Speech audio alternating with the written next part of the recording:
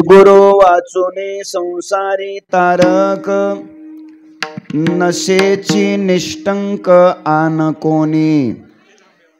इंद्र चंद्र देव ब्रह्मादी करुणी, संशयाची श्रेणी छेदितिना। उघडे परब्रह्म सद्गुरुचे मूर्ते, पुरविते आरते शिष्याचिया। इंद्र चंद्र देव ब्रह्मादी करुणी, संशयाची श्रेणी छेदितिना। वंचना करीते जन दुष्ट नष्ट, मुख्य श्रेष्ठ श्रेष्ठ वंदिताते। इंद्र चंद्र देव ब्रह्मादी करुणे, संशयाची श्रेणी छेदितिना।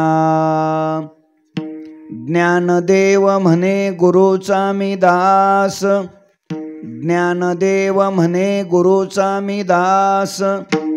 नेने साधनास आन काही, इंद्र चंद्र देव ब्रह्मादी करुणे, संशयाची श्रेणी छेदितिना। पांडुरंगा करू प्रथम नमन, पांडुरंगा करू प्रथम नमन, पांडुरंगा करू प्रथम नमन, पांडुरंगा करू प्रथम नमन।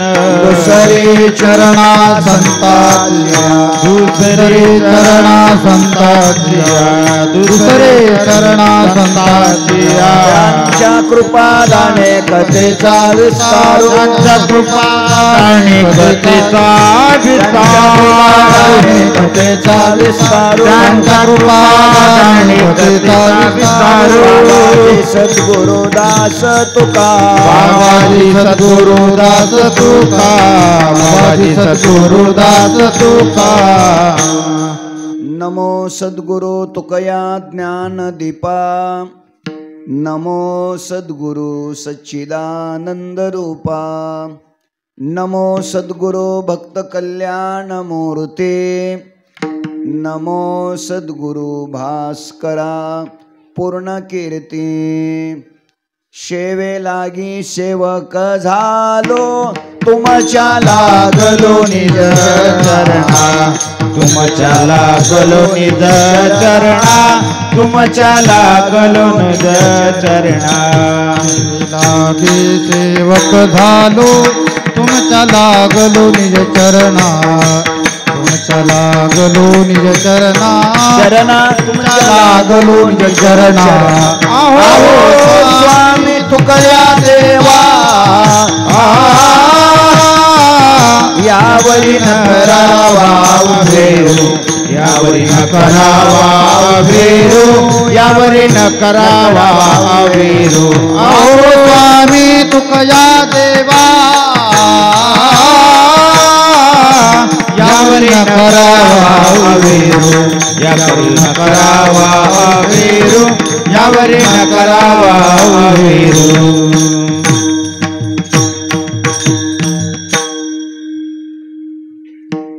सद्गुरु वाचुने संसारी तारक, नशेची निष्टंक आन कोणी।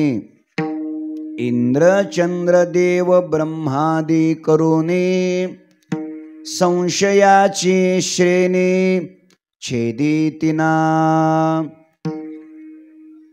अनंत कृपा विभूषित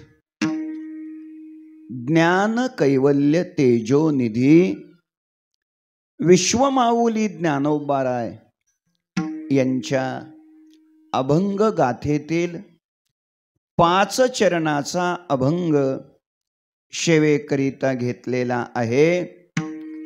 या अभंगाच्या द्वारा विश्वमाऊली ज्ञानोबाराय सद्गुरूंचं महत्व सांगून त्यांच्याविषयी आपल्या अंतःकरणामध्ये असलेली अनन्यता या अभंगातून प्रगट करतात। विठ्ठल विठ्ठल विठ्ठल विठ्ठल विठ्ठल अनंत कोट ब्रह्मांड नायक अकारण कारण करुणा वरुणालय अखिल गुणनिधान भक्तवत्सल जगदाधार रुक्मिणी प्राण संजीवन भगवान श्री पंढरीश परमात्म्याच्या असीम कृपेद्वारा ज्ञान कैवल्य तेजोनिधी विश्वमाऊली ज्ञानोबाराय वैराग्य शिरोमणी संत हृदय सम्राट विश्ववंद्य जगद्गुरु श्री तुकोबाराय आदी करून सर्व संत महंतांच्या आशीर्वादाने उपस्थित संत महंत भाविक सज्जन संपूर्ण या अहमदनगर श्रीगोंदा शेजारीच्याही प्रांतातून उपस्थित असलेले वारकरी संप्रदायातील ज्येष्ठ श्रेष्ठ अध्वर्यू कीर्तनकार प्रवचनकार टाळकरी वृंद गायनाचार्य मृदंगाचार्य आणि आपण देवरूप श्रोतृवर्ग या सर्वांच्या पवित्र उपस्थितीमध्ये श्री क्षेत्र कोळगाव माऊली मंदिर या पवित्र ऐतिहासिक श्रद्धासंपन्न अशा सिद्ध स्थानावरती संपन्न होत असलेला भक्ती महोत्सव भगवान श्री विठ्ठल रुक्मिणी भगवान श्री महादेवजी आणि आपणा सर्वांचे मार्गदर्शक आपणा सर्वांचे श्रद्धास्थान ब्रह्मीभूत प्रातस्मरणीय सद्गुरु श्री आनंदाश्रम स्वामी महाराज यांच्या मूर्ती प्राणप्रतिष्ठा सोहळ्याच्या निमित्ताने संपन्न होत असलेला हा महोत्सव या महोत्सवातील आजच्या चौथ्या दिवसाच्या चिंतन सेवेचा सुयोग सप्ताह संयोजक समितीच्या द्वारा कोळगाव व कोळगाव परिसरातून आलेले सर्व वैष्णव सर्व भाविक या सर्वांच्या प्रेमातून या उत्सवाचे या मंदिराचे अधिपती आदरणीय मधुकाका यांच्या प्रेमातून या उत्सवाचे मार्गदर्शक वारकरी संप्रदायातील वारकरी शिक्षण संस्थेतील ज्येष्ठ श्रेष्ठ आदरणीय पूजनीय हरिभक्तीपरायण वंदनीय ज्यांच्या व्यासपीठ नेतृत्वामध्ये ज्यांच्या पवित्र उपस्थितीमध्ये हा महोत्सव संपन्न होतोय असे आदरणीय पांडुरंग महाराज क्षीरसागर यांच्या आदेशातून आजच्या या सेवेचं सौभाग्य मला प्राप्त झालेलं आहे. संकल्पित वेळेमध्ये म्हणजे इथून पुढे राहिलेल्या 2 तासामध्ये घाबरले का जरा राहिलेल्या वेळेमध्ये आपण अभंगाचं चिंतन करण्याचा प्रयत्न करू. विठ्ठल विठ्ठल चल विठ्ठल विठ्ठल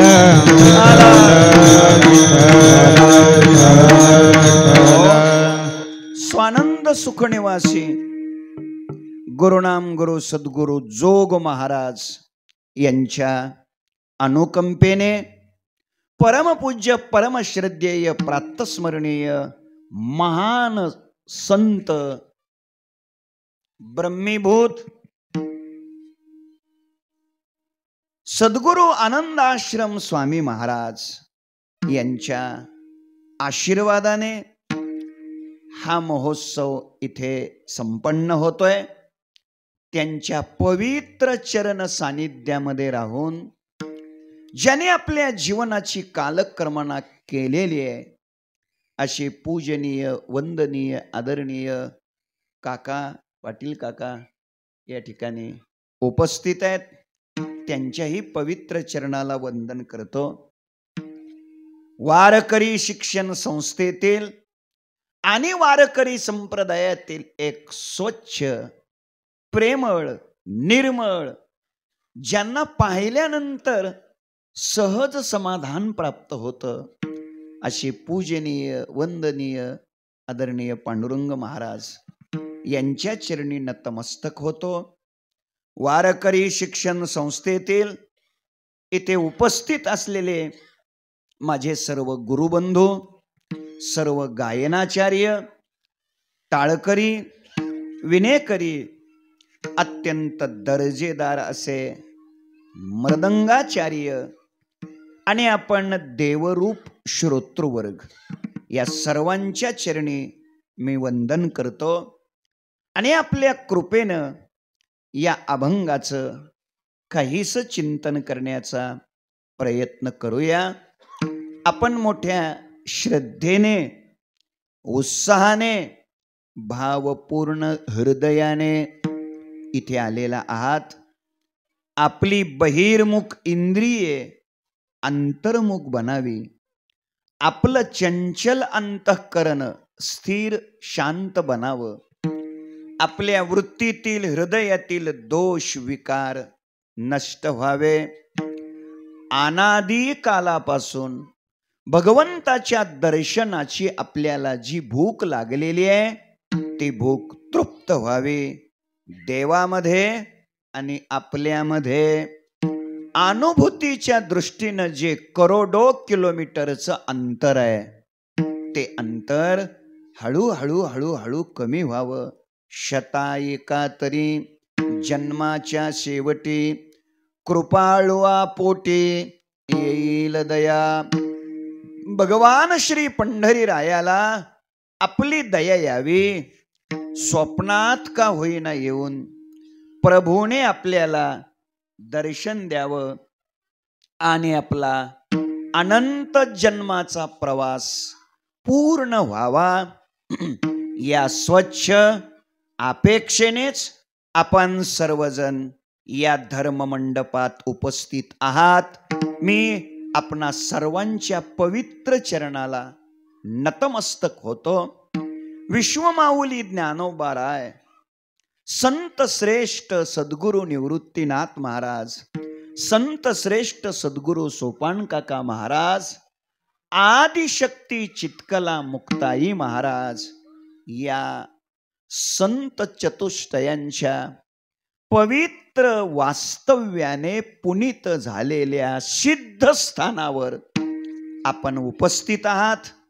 आपल्या पवित्र उपस्थितीमध्ये सेवेकरिता घेतलेला अभंग विश्वमाऊली ज्ञानोबाराय यांचा आहे आणि माऊली या अभंगातून आपल्या सद्गुरूंचं, श्रीगुरूंचं अलौकिकत्व, श्रेष्ठत्व, महत्व प्रतिपादित करतात आणि सद्गुरूविषयी आपल्या हृदयामध्ये असलेली निष्ठा, अनन्यता, उत्कटता या अभंगातून प्रगट करतात. विठ्ठल विठ्ठल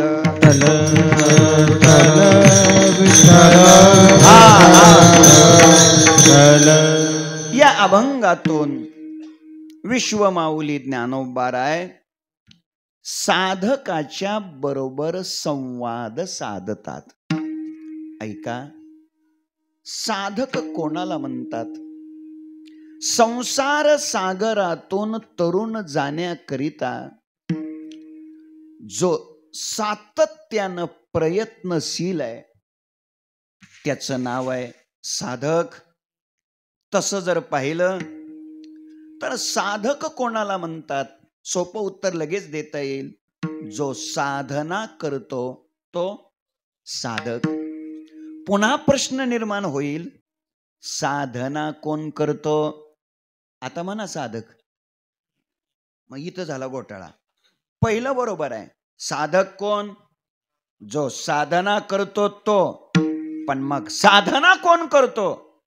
तर त्याचं उत्तर आहे का, साधना तोच करतो आपल्या जीवनातील संपूर्ण दुःखाचं मूळ कारण काय आहे हे ज्याने शोधलंय आणि ते दुःख निवृत्त होण्याचा जो रात्रंदिवस प्रयत्न करतो त्याला साधक म्हणतात.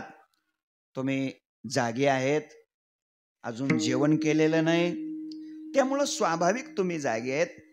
आपल्या जीवनातील संपूर्ण दुःखाचं मूळ कारण काय आहे हे ज्याने शोधलंय आणि ते दुःख निवृत्त करण्याचा जो रात्रंदिवस प्रयत्न करतो त्याला साधक म्हणतात.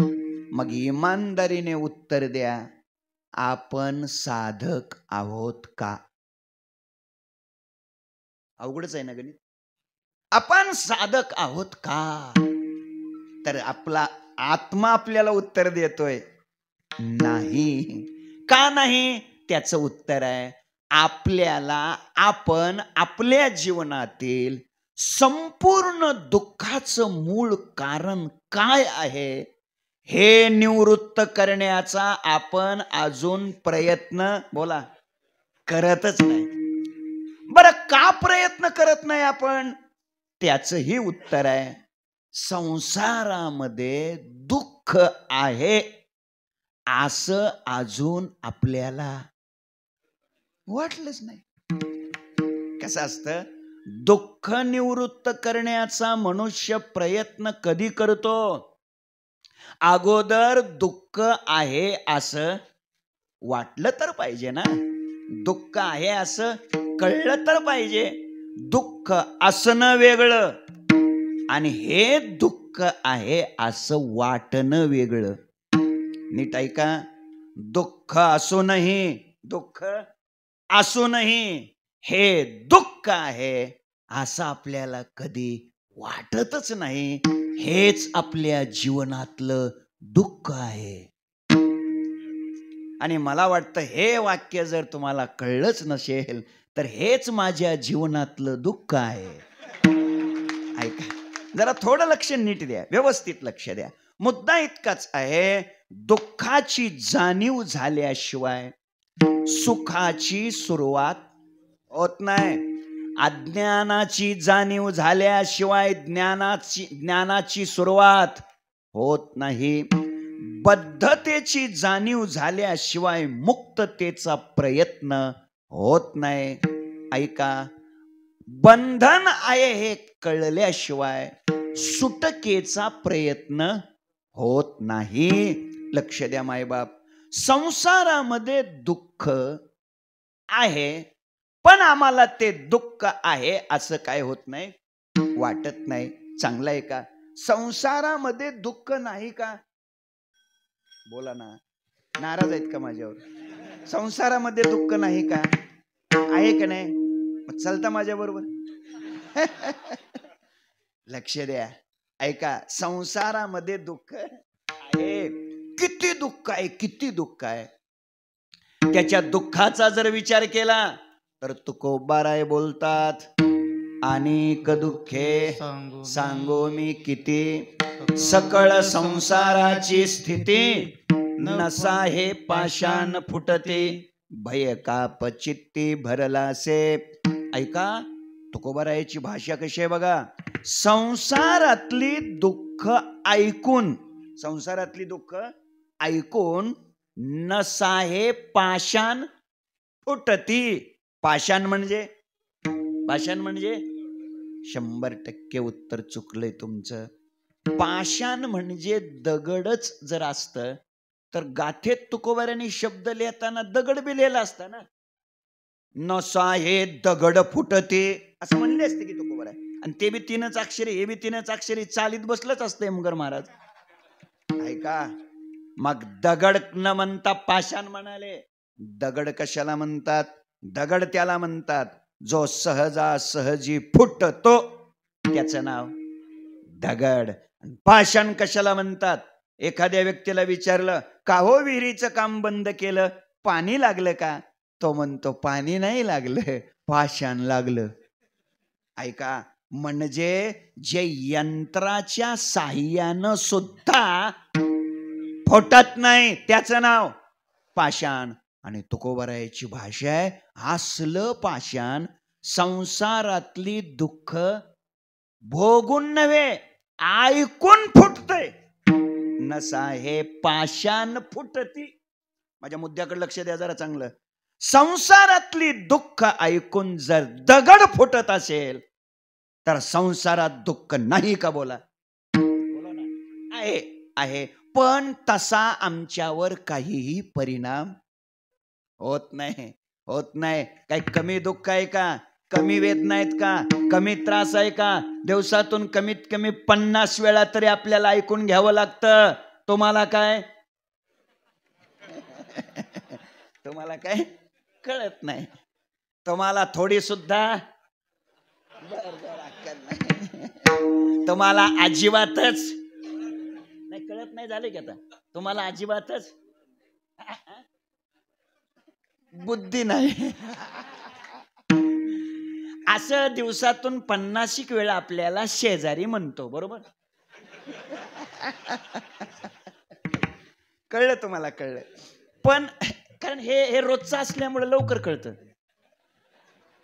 चला ऐका, एवढं ऐकून सुद्धा खरंच सांगा, काही फरक पडतो का? काही फरक पडत नाही. उलट हा आम्हाला काय म्हणतो माहितीये का? महाराज आहे जरा थोडी तोंडात फटकळ आहे, पण आतून गोड आहे. आता कशात गोड आहे ती? ऐका जरा लक्ष चांगलं द्या. पुढची त्या माणसाची भाषा काय असते? महाराज संसार म्हणल्यानंतर असं चालायचंच, भांड्याला भांड लागायचंच. मी म्हणलं दादा, आता भांड्याला भांड कुठं लागायचं राहिलं रे? भांड फुटलं. आता काय राहिलं भांड्याला भांड लागायचं? मी वेळ वाढावा म्हणून बोलत नाही. हे सगळं संसारात दुःख नाही का?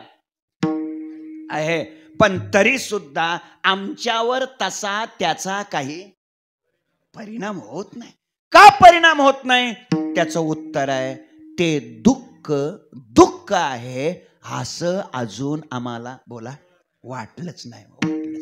दादानो, कधीतरी आपल्या जीवनात आपल्याला आपल्या दुःखाची जाणीव व्हायला पाहिजे.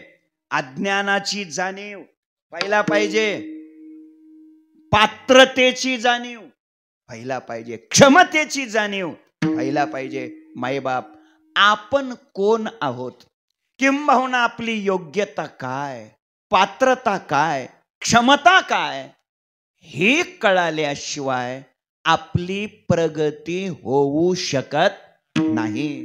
बऱ्याच वेळेला आपण भ्रमात असतो, गोड गैरसमजात असतो, आपल्याला खूपच कळतंय म्हणून. खरं म्हणजे तसं काही नसतं. मी आपल्याशी का बोला लागलो? कधीतरी जाणीव होऊ द्या. जाणीव झाल्याशिवाय मनुष्य त्याच्यातून बाहेर पडण्याचा प्रयत्न करूच शकत नाही. 15 ऑगस्ट हा दिवस जवळ आलेला होता. बाळा इकडे बघ माझ्याकडे, घाबरू नको. 15 ऑगस्ट हा आपल्या भारताचा प्रजासत्ताक दिन आहे. बरोबर?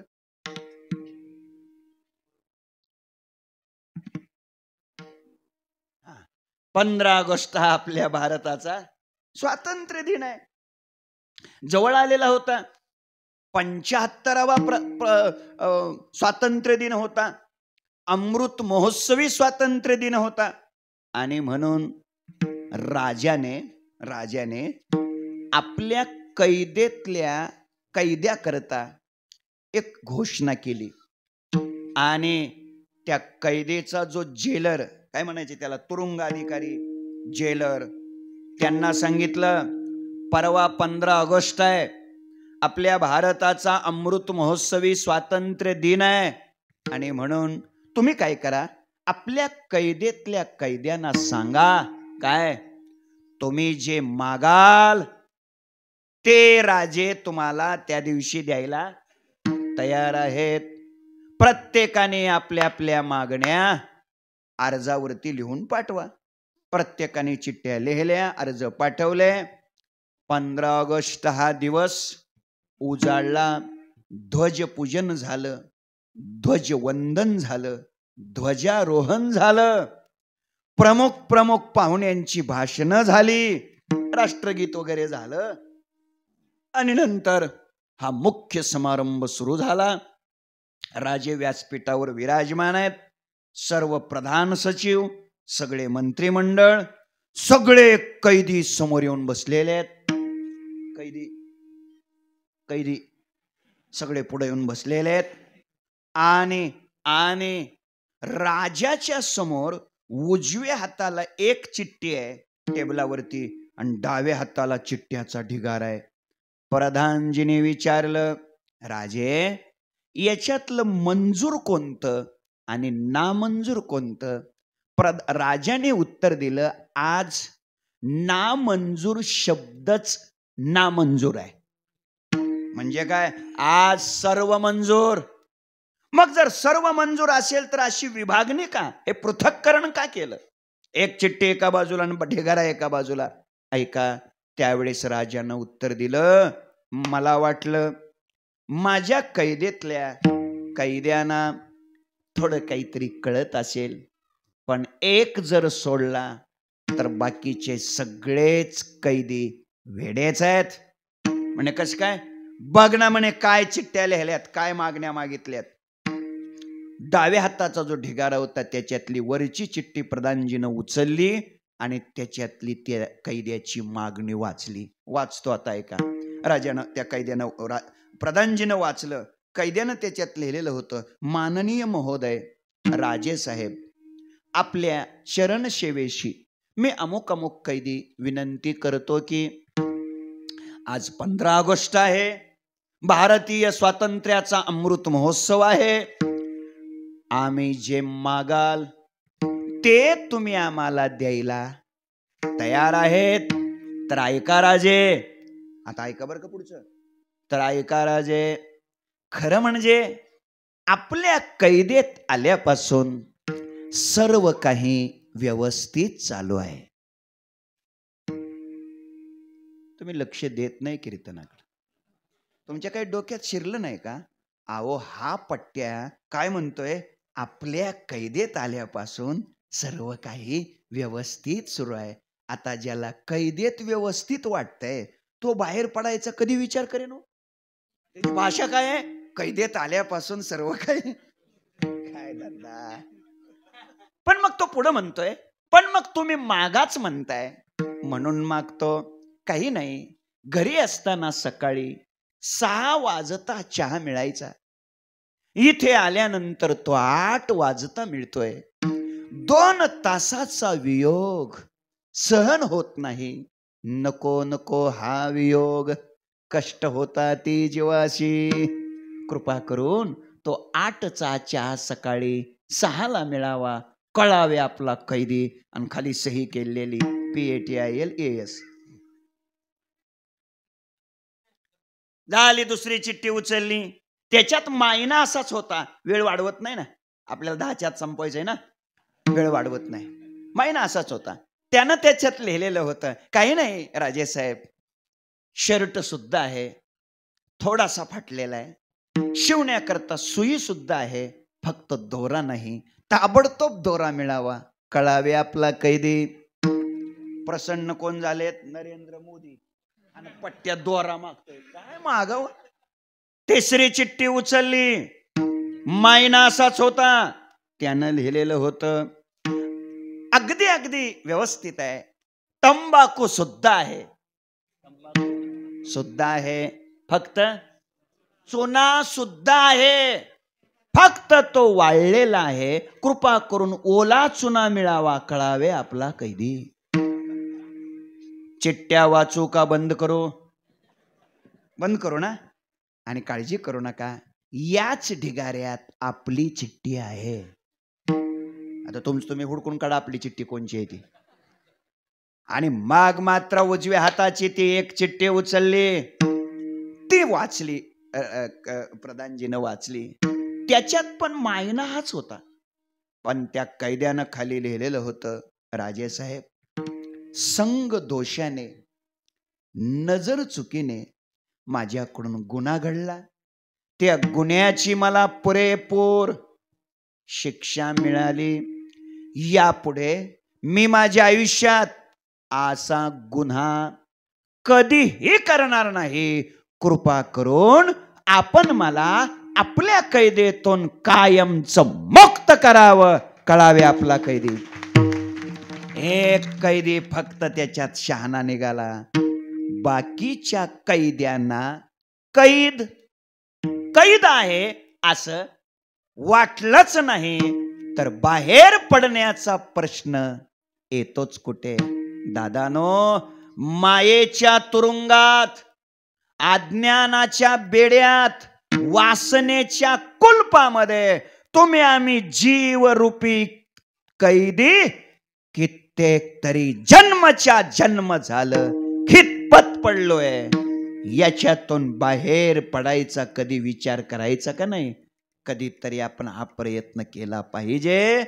जीवनातील संपूर्ण दुःखाचं मूळ कारण ज्यानं ओळखलंय, जाणलंय आणि ते दुःख निवृत्त करण्याकरिता जो प्रयत्न करतोय, रात्रंदिवस प्रयत्न करतोय, त्याला झोपले का? त्याला साधक म्हणायचं. आणि अशा साधकाच्या बरोबर माऊली संवाद करतात, साधकाच्या बरोबर माऊली बोलतात. त्या साधकाने माऊलींना विचारलं, माऊली, संसार दुःखातून तरुण जाण्याचा, संसार दुःखातून बाहेर पडण्याचा आम्ही रात्रंदिवस काय करतोय? प्रयत्न करतोय. त्याकरता आम्ही अनेक साधना केली, परंतु उपयोग होत नाही. माऊली, संसार दुःखातून बाहेर पडण्याकरता कोणतं साधन केलं पाहिजे? असं जेव्हा माऊलींना विचारलं, तेव्हा माऊलीने संसार दुःखातून बाहेर पडण्याकरिता कोणतं साधन करायचं यापेक्षा आपण कोणतं साधन केलं नव्हे त्या साधनाशिवाय दुसरं साधन आपल्याला माहित सुद्धा नाही, हे साधनाच्या विषयीची एकनिष्ठता विश्वमाऊली ज्ञानोबाराय सेवेकरिता घेतलेल्या अभंगाच्या शेवटच्या चरणाच्या ज्ञानदेव म्हणे दास, ज्ञानदेव म्हणे गुरु स्वामी दास, ज्ञानदेव म्हणे गुरु स्वामी दास, ज्ञानदेव म्हणे गुरु स्वामी दास, ज्ञानदेव म्हणे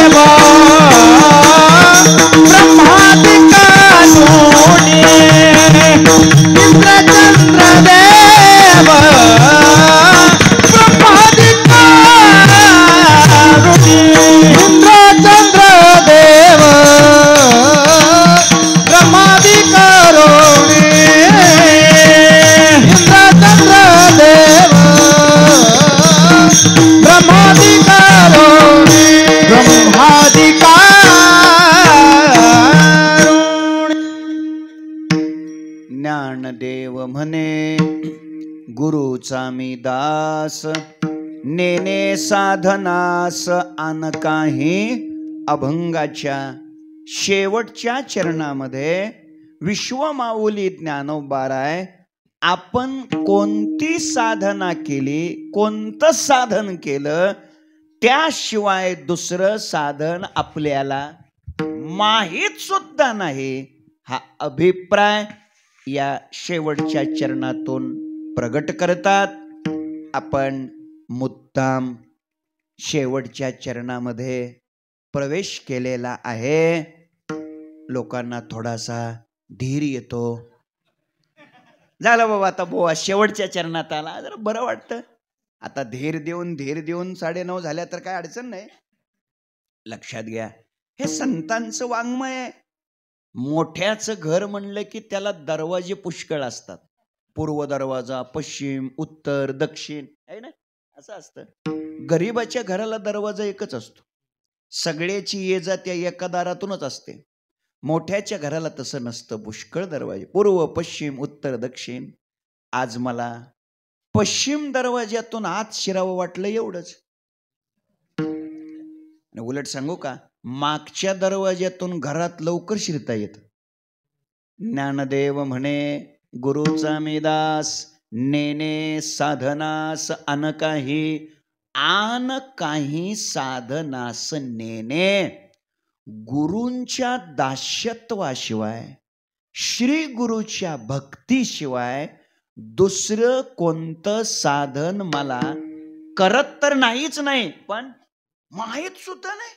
हे ज्ञानोबारायाने बोलावं की ज्या ज्ञानोबारायाने कर्मयोग, ज्ञानयोग, आत्मसंयम योग या सगळ्या गोष्टीचा केवढा मोठा विचार ज्ञानेश्वरीमध्ये मांडलेला आहे. तेच ज्ञानोबाराय बोलतात दुसरं कोणतं साधन मला माहीत सुद्धा नाही. याचा अभिप्रायच असा आहे, गुरु भक्ती, श्री गुरुची सेवा, गुरुचं दास्यत्व हेच साधन इतकं श्रेष्ठ साधन आहे. हे जर साधन स्वीकारलं, हे जर साधन स्वीकृत झालं, अंगीकृत केलं, जीवनात आत्मसात केलं, तर इतर साधनाचं फल सहजच पदरात पडल्याशिवाय राहत नाही. ओवी देतो ज्ञानोबारायाची आणि आपली सगळ्याची पाठ आहे. मनोनी जाणतेने तेने कृतकार्य होईजे, जैसे मूळ सिंचने सहजे शाखा पल्लव संतोषते. सर्वच साधनांचं मूळ जर काय असेल तर गुरुची सेवा, गुरुची भक्ती, आणि ती जर जीवनामध्ये केली ना तर इतर साधन शाखा पल्लव संतोषते, सहज होऊ शकतं. सहजे बोलले ज्ञानोबाराय तिथं सहज. म्हणून ऐका, संपूर्ण संत मालिकेत श्रीमंत संत शांती ब्रह्मनाथ महाराज जर वजा केले तर विश्वमाऊली ज्ञानोबारायाने आपल्या श्री गुरुची भक्ती, श्री गुरुचं दास्यत्व आणि श्री गुरु विषयीची निष्ठा जेवढी प्रगट केलेली आहे तेवढी अन्यत्र पाहायला सापडत. केवढं गुरुवर प्रेम हो, केवढी गुरुनिष्ठा हो. माऊलींची भाषा आहे. माऊली बोलतात, माझे गुरुजी, माझे गुरुजी ज्या दिशेला राहतात, ज्या देशात राहतात, त्या देशातून, त्या दिशेकडून येणारा वारा सुद्धा ज्ञानोबारायांना प्राणापेक्षा सुद्धा प्रिय आहे हो. ती कडून येतसे वारा. काय भाषा आहे. ज्ञानोबाराय सांगतात तिकडून येणारा वारा सुद्धा, सुरेगावाहून, बरोबर आहे ना, सुरेगावाहून येणारा वारा सुद्धा मला प्राणापेक्षा सुद्धा काय आहे हो, प्रिय आहे हो. काय निष्ठा असते हो. तुम्ही तुम्ही तुम्ही जागेत बघा, लोक सगळे गुरु ज्या गावाला राहतात, ज्या दिशेला राहतात, तिकडून येणारा वारा, त्या वाऱ्याला ज्ञानोबाराय सामोरे जातात. त्या वाऱ्याला प्राणापेक्षा तो वारा सुद्धा त्यांना प्रिय आहे हो. आणि काय आमचं जीवन आहे हो, आम्ही गुरुचा वारा सुद्धा लागू देत नाही हो. हे हे हे हे माझ्या पदरचं बोलत नाही, हे सुद्धा ओवी आहे ज्ञानोबारायाचे.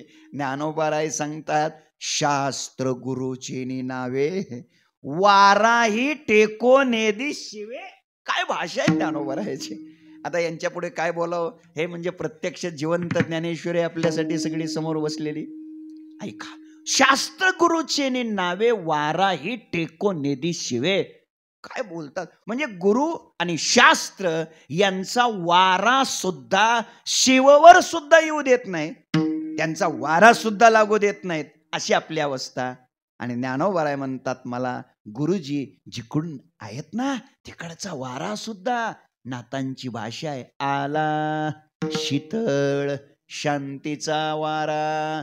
खरं सांगू का, इथं इतकं समाधान आहे, इथं इतका आनंद वाटला. मी इथे आल्यानंतर फिरलो जरा, असं म्हणलं काय वारा आहे, किती आनंद आहे, किती काय सात्विकता आहे, किती समाधान आहे, किती पवित्रता आहे. इथल्या वाऱ्यामध्ये सात्विकता आहे, पवित्रता आहे, निर्मलता आहे, मंगलता आहे. काय काय वारा, काय झाडी, काय डोंगर, असं नाही. लक्षात ठेवा किती. बघा तिकडं कसं लगेच कळलं बघा. इथला वारा, इथल्या तेने सुख झाले या शरीरा, फिटला पातकांचा थारा. कळी काळाशी धाक दरारा गा. आणि म्हणून ऐका, केवढं गुरुवर प्रेम हो. ज्ञानोबारायची अजून भाषा आहे.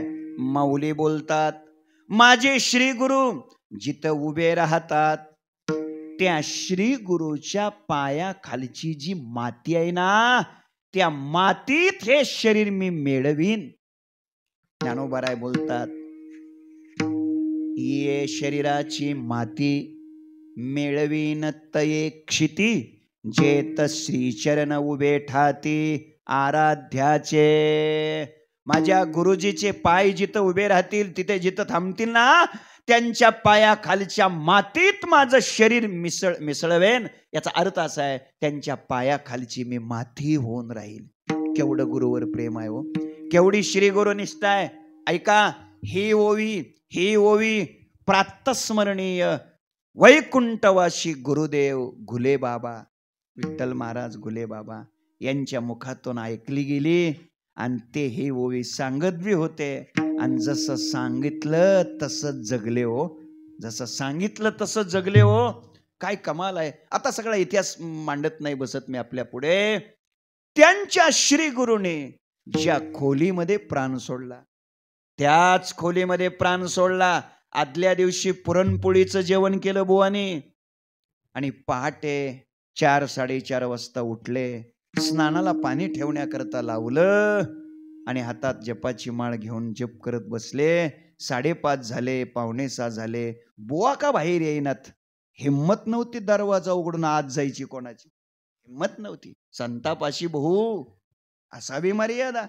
शेवटी संत नामदेव महाराजांचे वंशज, त्यांना त्या मुलाने सांगितलं बुवा बाहेर येईनात म्हणून. त्यांनी दरवाजा उघडला आणि पाहिलं तर हातात जपाची माळ होती, मान टाकलेली होती. जप करत करत, नामस्मरण करत करत सहज सहज तेच ओवी सांगायचे का, झाकली घटीचा नेणी जे काय झाला केव्हा, या रे ते जो पांडवा देह ठेवी. आणि त्या पद्धतीनं त्यांनी देह सोडला. आता जरा पुढे का, त्याच क्षणाला चंद्रभागेमध्ये महाद्वार घाटातल्या जवळपास 10-12 पायऱ्या पाण्याखाली गेलेल्या होत्या. एवढं चंद्रभागेमध्ये पाणी होत. आणि बुवांची इच्छा काय, मेळवीन ती एक शिटी, जे तर श्री चरण उभे ठाती, ही तर बुवांची इच्छा होती. काय कमाल आहे. क्रांती घडली महाराज. अवघा महाराष्ट्र एकवटला पंढरीमध्ये, आणि बाबांची अंत्ययात्रा निघाली. साधारणतः 3-3:30च्या आसपास, 5:30च्या आसपास ती अंत्ययात्रा वाळवंटामध्ये आली. ऐकता तुम्ही जागेवर राहा जरा. चंद्रभागेच्या महाद्वार घाटातल्या 10-12 पायऱ्या पाण्याखाली गेलेल्या होत्या पहाटे 4-4:30च्या आसपास. संध्याकाळी 3-3:30 पर्यंत हळूहळू हळूहळू हळू पाणी कमी कमी कमी कमी होत गेलं. पाणी जर कमी झालं नसतं तर काय करावं लागलं असतं? कमी होत गेलं. आणि बुवांचे गुरुजी, गुरुनाम गुरु प्रातस्मरणीय सद्गुरु शांताराम महाराज गुरुजी यांची वाळवंटामध्ये जिथं समाधी आहे तिच्याच शेजारीच पुढे थोडंसं असं रिकामं पटांगण झालं. आणि त्याच बेटावर, त्याच जागेवर, त्याच ठिकाणी गुरूंच्याच चरणाच्या जवळ बाबांचा अंत्यविधी संपन्न झाला. याला म्हणायचं मेळवीन ती क्षिती जेत श्री चरण उभे ठाती आराध्याचे. असं या महापुरुषांचं जीवन. मी आपल्या पुढे हे निवेदन का करतोय? मुद्दा इतकाच आहे, गुरुजींच्या विषयी केवढं प्रेम, केवढी निष्ठा गुरुवर, केवढी श्रद्धा आपल्या श्री गुरूंच्या विषयी. हे निष्ठा जीवनामध्ये असणं अत्यंत महत्वाचं आहे. अलीकडे निष्ठा या शब्दातून लोक निष्ठू लागलेले आहेत. निष्ठा अत्यंत आवश्यक आहे. विश्वमाऊली ज्ञानोबारायाची आपल्या गुरुवर केवढी निष्ठा, इतिहास माहित आहे आपल्याला.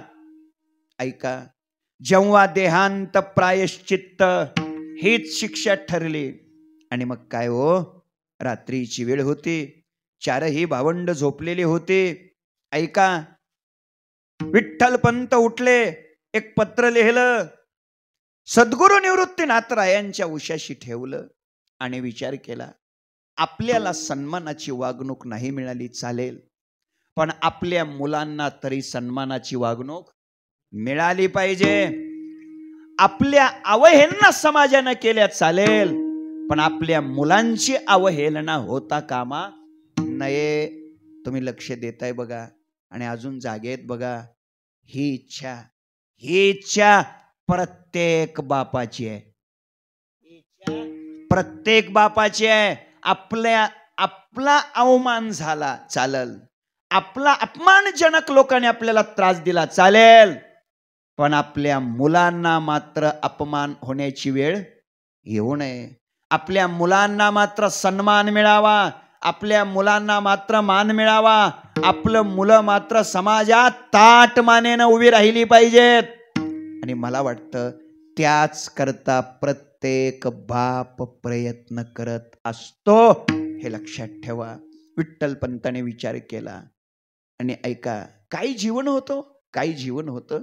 4ही भावंड झोपलेली होती बघा.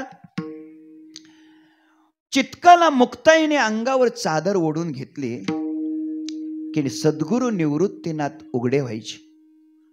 सद्गुरु निवृत्तीनाथाने अंगावर चादर ओढली की मुक्ताई, चित्काला मुक्ताईच्या अंगावरती अक्षरशः चादर नसायची.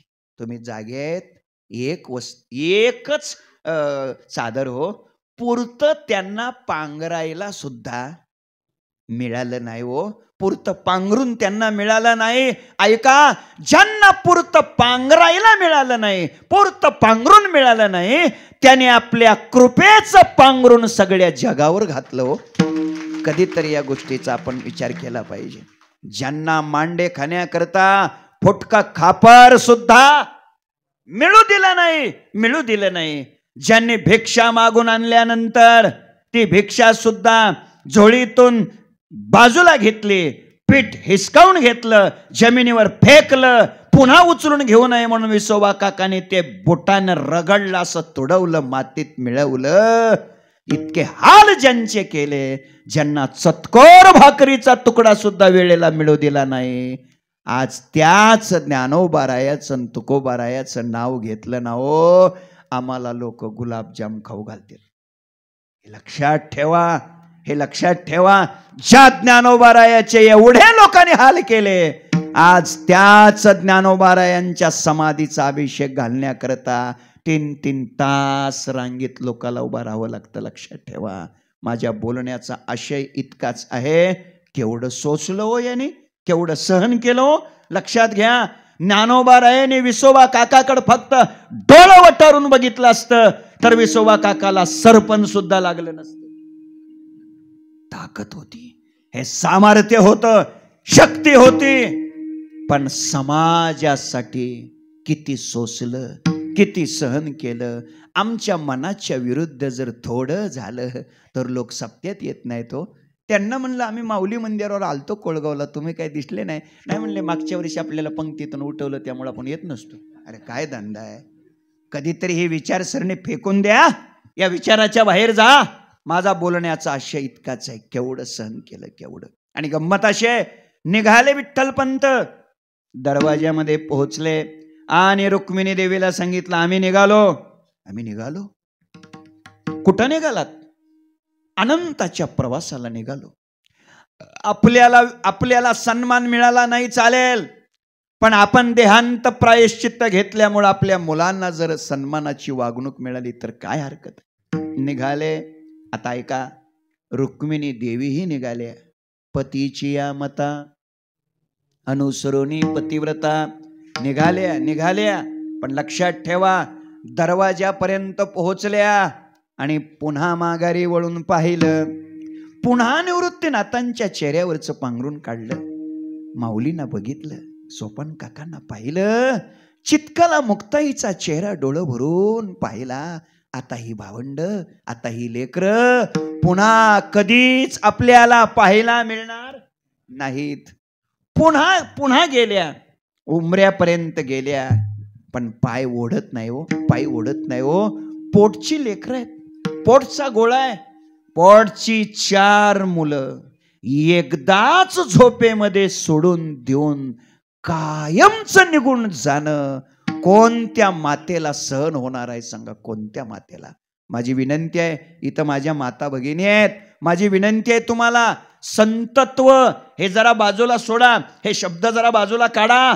आई या नात्यानं त्या काळाला रुक्मिणी देवीची अवस्था काय झाली असेल याचा विचार करा. तुम्ही आई आहेत, पोटची 4 मुलं एकदा सोडून जात असताना त्या मातेच्या हृदयाला, त्या काळजाला किती पिळा बसला असेल, काय पोटात आगीचा डोंब उसळला असेल. सोचलं. ऐका, थांबावं तर धर्म निघून जातोय, आणि बरोबर जावं तर स्नेह आडवा येतोय. रुक्मिणी देवीच्या एका हातात स्नेह आहे आणि एका हातात धर्म आहे. पतीच्या बरोबर जाणं हा पतिव्रतेचा धर्म आहे. धर्माचा विचार करावा तर स्नेह आडवा येतोय, पोटची लेकरं आहेत. आणि स्नेहाचा विचार करावा तर धर्म सोडून जातोय. काय परिस्थिती, काय संघर्षमय अवस्था आहे. आणि ऐका, जेव्हा असा प्रसंग शूरांच्या, वीरांच्या, महापुरुषांच्या समोर निर्माण होतो, तेव्हा त्यांनी स्नेहाला लात मारली आणि धर्माचा स्वीकार केला. हा इतिहास आहे. आधी लगीन मग रायबाजी. माझा मुद्दा इतकाच आहे, स्नेहाला लात मारली आणि त्यांनी धर्माचा स्वीकार केला. आगा जीवीचा धर्म लोपला तरी सर्व सुखाचा थारा मोडाला. आणि म्हणून विठ्ठलपंतांच्या बरोबर गेल्या. सद्गुरू निवृत्तीनाथ उठतायत पहाटे, पाहतायत आई बाबा दिसत नाही, पत्र वाचलं जातंय, गोष्ट लक्षात येते. थोड्या वेळाने माऊली उठतायत, दादा, आई, बाबा नाही कुठे गेलेत, येतील थोड्या वेळानं. शेवटी माऊलींना सांगण्यात आलं. थोड्या वेळाने सोपान काका उठतायत, दादा, आई, बाबा गेलेत, गावाला गेलेत, थोड्या वेळाने येतील, बाहेर गेलेत, येतील थोड्या वेळानं. चितकला मुक्ताई उठते, चिमुकली आहे, लहान आहे हो, लहान वय आहे. विचारलंय, दादा, आई, बाबा, म्हणे गावाला बाहेर गेलेत, थोड्या वेळाने येतील. थोड्या वेळाने येतील म्हणल्यावर लगेच 2 मिनिटांनी विचारलं, कधी येतील. आता लहान लेकराचं थोड्या वेळ काय हो, कधी येतील, थोड्या वेळाने येतील. थोड्या वेळाने किती वेळ सांगणार, थोड्या वेळाने येतील. किती वेळ सांगणार, 8:45 झाल्या, किती वेळ सांगणार, थोड्या वेळाने येतील म्हणून. ऐका, शेवटी हृदयाचा बांध फुटला.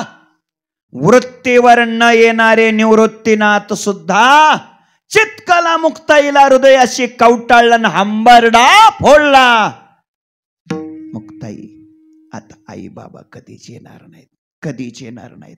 महाराज काय स्थिती झाली असेल हो, काय तिचा हंबरडा असेल, काय मुक्ताईचा आक्रोश असेल. सोपान काका धाय मोकलून रडायला लागले, सद्गुरू निवृत्तीनाथ रडायला लागले. आई आणि वडील आयुष्यात आता कधीच दिसणार नाहीत.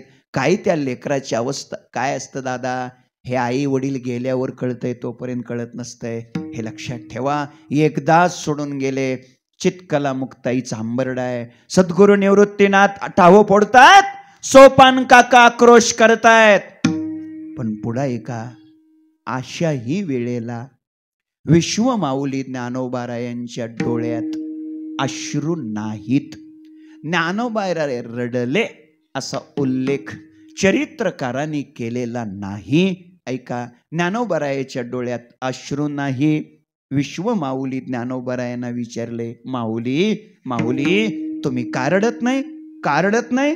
माऊलीने विचारलं, का रडावं, का रडावं, का रडावं म्हणजे आई गेली, बाबा गेले, का रडत नाही?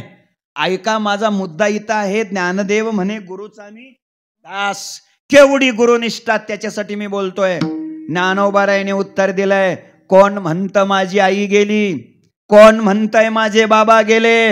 हो मग विठ्ठल पंत रुक्मिणी देवी गेली, का रडत नाही? ज्ञानोबाराय म्हणतात, नाही नाही, माझी आई, माझे वडील, माझं तीर्थ, माझं क्षेत्र, माझी देवता जर कोण असतील तर माझे सद्गुरू निवृत्तीनाथ हेच माझी आई आहे, हेच माझे वडील आहेत, हेच माझी देवता आहे, हेच माझं क्षेत्र आहे. गुरुक्षेत्र, गुरुदेवता, गुरुमाता, गुरुपिता मनोनी गुरुपूजे परवता. मार्गुनेने नेने साधनास आन खाई, नेने साधनास आन नाही, नेने साधनास आन नाही. ज्ञानदेव म्हणे गुरुचा मी दास, ज्ञानदेव म्हणे गुरुचा मी दास, ज्ञानदेव म्हणे गुरुचा मी दास, ज्ञानदेव म्हणे गुरुचा मी दास. साधनास आन खाई, नेने साधनास आन नाही, साधनास आन नाही. नेने साधनास अन काही. मुद्दा इथं चाललाय, गुरुक्षेत्र, गुरुदेवता, गुरुमाता, गुरुपिता, मायबाप, जीवनातली सगळीच नाती ज्ञानोबारायाने आपल्या गुरुजींकडेच लावली, सगळी नाती.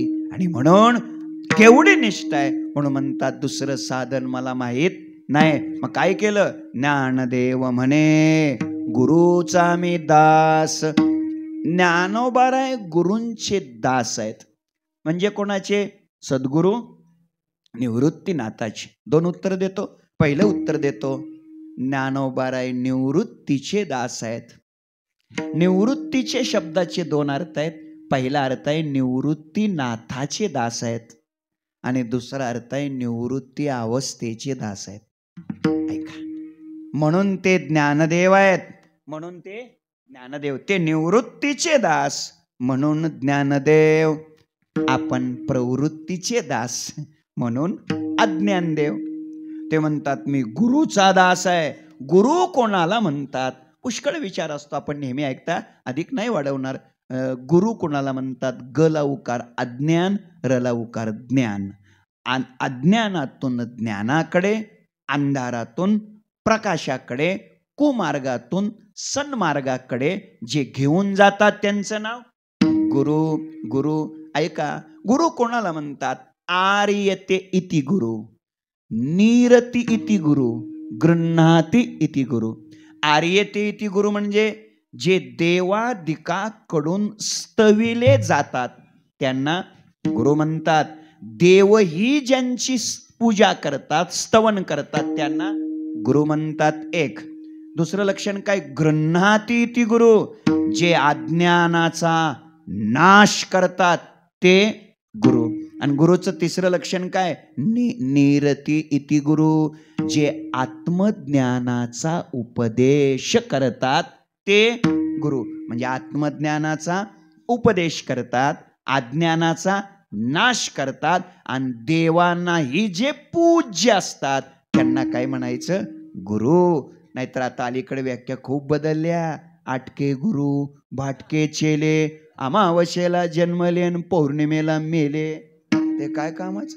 गुरु गावात चोऱ्या करीन, शिष्य ओढ्याला मासे धरी. ते काय कामाचं? गुरु हो लोभी लालची चेला, दोनो नरक में ठेलम ठेला. ह्या व्याख्या यांच्या लवकर ध्यानात राहतात. चला माझ्या मुद्द्याकडे थोडं लक्ष चांगलं द्या. ते काही कामाचं नाही, लक्षात ठेवा.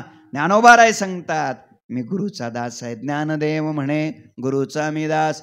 माऊलीला विचारलं, गुरुचं दास्यत्व स्वीकारलं, त्याचा परिणाम काय झाला? माऊलीने उत्तर दिले, ज्ञानदेव म्हणे तरलो तरलो आता उद्धरेलो गुरु कृपे आता उद्धरेलो ज्ञानदेव म्हणे तरलो तरलो आता उद्धरेलो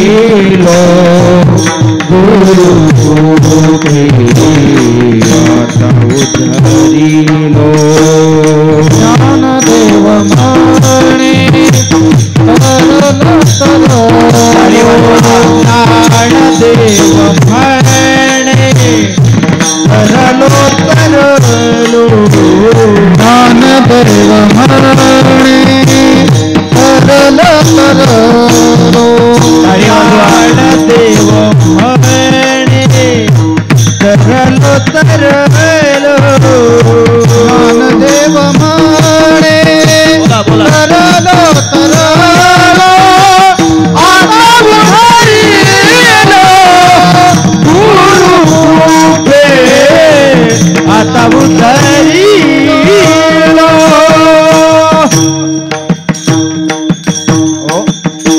ज्ञानदेव म्हणे तरलो तरलो.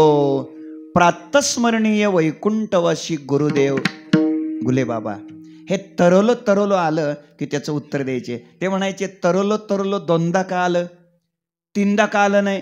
ते म्हणायचे तीनदा आलं असतं तर ब्रह्म निषेधात गेलं असतं. एकदाच जर आलं असतं तरलो तर एक अध्यास शिल्लकच राहिला असता. ते म्हणायचे एका तरलो शब्दाने कार्याध्यास उडवला आणि दुसऱ्या तरलो शब्दाने कारणाध्यास उडवला. एका तरलो शब्दाने अहमाध्यास उडवला आणि दुसऱ्या तरलो शब्दाने ममाध्यास उडवला. असं बुवा म्हणे तरलो तरलो. ऐका काय गोड भाषा आहे ज्ञानोबरायची. तया परी श्री गुरु करीती जय अंगीकारू तै होवोनी ठाके संसारू मोक्षमया घवा.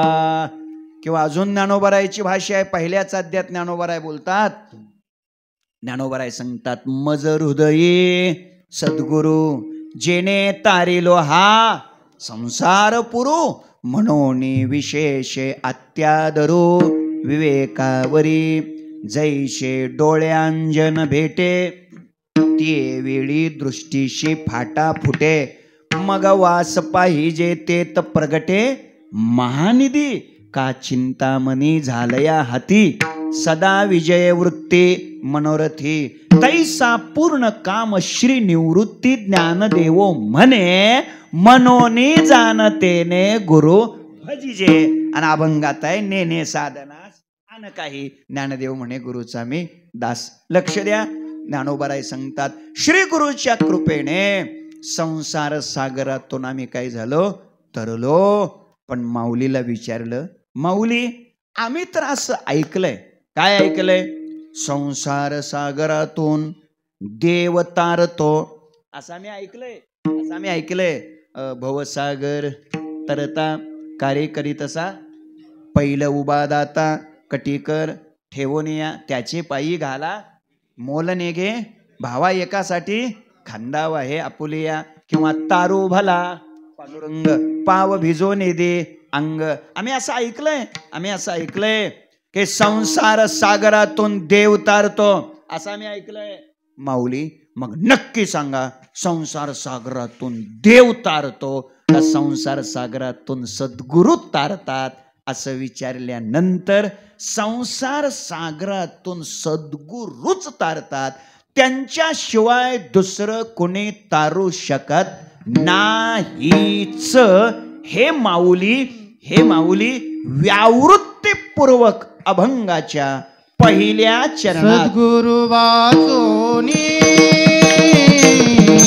संसारी तारक, सद्गुरु वाचोनी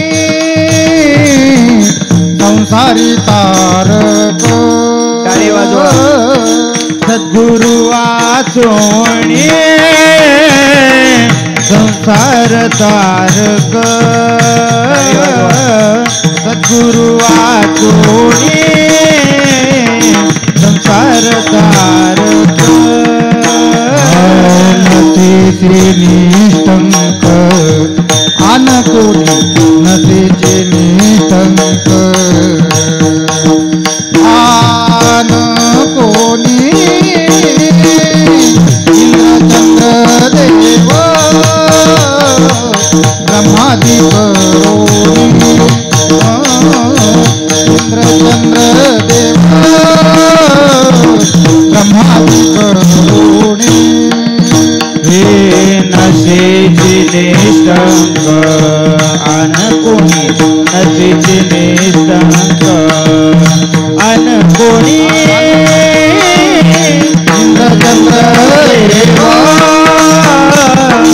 ब्रह्मादि करोनी, इंद्रचंद्र देव ब्रह्मादि करोनी. सद्गुरु वाचोनी संसारी तारक. लक्ष द्या, सद्गुरु शिवाय संसारातून दुसरं कोणी तारू शकत नाही असं ज्ञानोबा बोलतात. आणि आम्ही तर प्रमाण ऐकली, म्हणाले की देव तारतो म्हणून. जरा ऐका, काही लोक देवालाच विचारायला गेले, देवालाच कोर्टातच जाऊ म्हणे. कशाला? कोर्टातच गेले, देवालाच विचारलं, सांगा संसार सागरातून सद्गुरु तारतात का तुम्ही तारता, सांगा आम्हाला. आता कसं असतं, कोणीतरी स्वतःची इज्जत कशी जाऊ दिलो. देवाने पण ठासून सांगितलं, संसार सागरातून मीच तारतो. बघा अभंग नीट बघा, सद्गुरु वाचोनी संसारी तारक, नशेची निष्ठंक आन कोणी निष्ठंक नशेची, दुसरं कोणीच तारू शकत नाही. ही भाषा कोणाची? ज्ञानोबारायाची. आता देवाला विचारलं, देवाने बी असं ठासूनच सांगितलं, दुसरं कोणीच तारू शकत नाही, मीच तारतो. तेषामहम समुद्धरता मृत्यू संसार सागरात, भवामी नचिरात पार्थ मैया वेशित चेतसा. काय कमाल आहे, ठासून सांगितलं, ठासून. बघा त्याच्या ओव्या सगळ्या खालच्या. किंबहुना धनुर्धरा, जो मातीची आहे तो मातीचा सोयरा, तेवी मी तया जैशी असती तैशिया, कळी काळ नको निया, घेतला पटा एरवी तरी माझ्या भक्ता. आणि संसाराची चिंता, काय समर्थाची कांता, कोरांना मागे. या ओवीचा अर्थ काय? या ओवीचा अर्थ माझ्या भक्ताला संसाराची चिंता नसते, बरोबर. पण हा जर अर्थ केला तर घोटाळा होतोय, कारण आपली तर चिंता तशीच आहे. मग याचा अजून एक अर्थ लावू आपण. कोणता? माझ्या भक्ताला संसाराची चिंता नसते असा जसा या ओवीचा अर्थ आहे, तसा या ओवीचा अजून एक अर्थ असला पाहिजे. कोणता? ज्याला संसाराची चिंता असते ते माझे भक्त नसतात. आणि हा अर्थ अति महत्वाचा आहे. मग आपला पत्ता व्यवस्थित कट होतो. तैशे ते माझे कलत्र हे जाणीजे, काही शिनेही न लजे, तयाचे निमी जन्म मृत्यूची आलाटी, झळंबती या सृष्टी ते देखून या पोटी, ऐशी झाले या लागे पांडवा, मूर्तीचा मेळावा, करुणे त्यांची या गावा, धावतो आलो या लागी पांडवा. करुणे मूर्तीचा मेळावा, नाही लक्षात आलं? करुणे मूर्तीचा मेळावा, त्यांची या गावा, धावतो आलो. आल्या ना मूर्त्या सगळ्या, करुणे मूर्तीचा मेळावा, करुणे त्यांची या गावा, धावतो आलो. सगळ्या मूर्ती आल्या, सगळ्या मूर्तीची सवाद्य मिरवणूक निघाली. वेद मंत्र घोषामध्ये सगळे जी काही पुढची प्रक्रिया असते, जलवास, धान्यवास, हा सगळा वेदशास्त्र वेदमंत्राच्या उद्घोषात वेदशास्त्र संपन्न भूदेवाच्या पवित्र साक्षीने ते सगळं कार्यक्रम चालू आहे. त्यांची या गावा धावतो आलो. पुढे का नामाच्या सहस्रवरी नावाया अवधारी सजून या संसारी तारू झालो. सडे जे लेखिले ते ध्यानकाशे लाविले परिग्रही घातले तर्यावरी प्रेमाची पेटी बांधून एकाचे पोटी. मग आणले तटे सायुज्याच्या परिभक्ताचे नावे चतुष्पदादी आघवे वैकुंठीचे रानिवे योग्य केले. आणि आता पुढची उभी आहे का मनोनी माझिया भक्ता नाही एकही चिंता तया ते समुद्धरता आधी मी सदा. म्हणजे मी नव्हे देव देव देवानं सांगितलंय त्यांना संसार सागरातून बाजूला काढणारा मी आहे. अजून बघा श्लोक सर्व धर्मान परित्यज्य मामेकम शरणम व्रज अहंत्वा सर्व पापेभ्यो. ऐका शरण सर्व धर्मान परित्यज्य माम एकम शरणम व्रज मलाच शरण या. किंवा अजून पुढे बोलला बघा 7व्या अध्यायात बरोबर आहे का दैवी हेशा मम माया दुरत्यया मामेव हे प्रपद्यन्ते माम एव प्रपद्यन्ते फक्त मलाच. काय भाषा गोड आहे हो ज्ञानोबरायची. बघा खालच्या वया सगळ्या ज्ञानोबराय किती गोड बोलतात. ज्ञानोबराय सांगतात येत एकची लीला तरले जे सर्व भावे मज भजले. इथं माझा मुद्दा आहे जे सर्व भावे मज भजले म्हणजे देवानंही ठासून सांगितलंय संसार सागरातून मीच तारतो. आणि ज्ञानोबाराय सांगतात सद्गुरु तारतात. मग देवाचं खरं का ज्ञानोबारायाचं खरं काय असतं. आता या दोघांपैकी एक जणाचं खोटं म्हणायला आपल्या तोंडात दात आहे का सांगा. मोठ्या माणसाच्या मध्ये शिरायचं लय अवघड असतो. मग आता उत्तर आहे का खरं कोणाचं तर सांगतो ज्ञानोबारायाचंच खरं. मग जर ज्ञानोबारायाचंच खरं म्हणत असाल तर आता सांगितलेले श्लोक आणि ह्या सगळ्या ओव्या हे कुणीकडे लावायचे. मग देव तर म्हणतात मीच तारतो ज्ञानोबाराय म्हणतात सद्गुरूच तारतात. तर उत्तर आहे का उत्तर असं आहे दोघाचं बी बरोबर आहे. मग दोघाचं कसं काय बरोबर असतं. बरोबर एकाच पाहिजे ना. दोघाचं कुठं बरोबर असतं का एकाच बरोबर पाहिजे. सद्गुरू तारतात हे बरोबर का देव तारतो हे बरोबर. तर उत्तर आहे का सद्गुरू तारतात हेच बरोबर. आणि मग हे आत्ता सांगितलेले श्लोकन ओव्या याचा अर्थ काय तर ऐका देव सुद्धा तारतो. देव सुद्धा तारतो नाही अशातला भाग नाही. पण देव भक्ताला जेव्हा तारण्याची प्रत्यक्ष प्रक्रिया करत असतो तेव्हा देव नसतो. तेव्हा देव गुरुच झालेला असतो. आपणची देव होय गुरु. पुष्कळ विचार आहे. काय भगवान कृष्ण कन्हैयाने अर्जुन रावाला गीता कधी सांगितली. झोपले तुम्ही. कधी सांगितली जेव्हा अर्जुन रावाने शिष्यत्व पत्करलं तेव्हा. काका आलेत का काका या ना इकडे. इथे या या विठ्ठल विठ्ठल विठ्ठल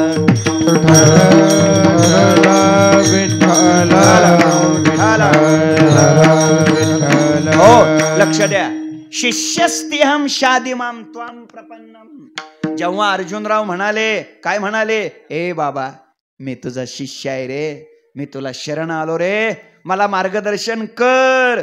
मग तेव्हाच दुसऱ्या अध्यायाच्या मला वाटतं 12व्या श्लोकापासून अशोच्यानन वशोचस्तम प्रज्ञावादांश भाससे तिथून गीतेची काय झाली सुरुवात झाली. मुद्द्याकडे माझ्या लक्ष द्या. म्हणजे अर्जुनराव जेव्हा शिष्य झाले तेव्हा देव कोण गुरुच की.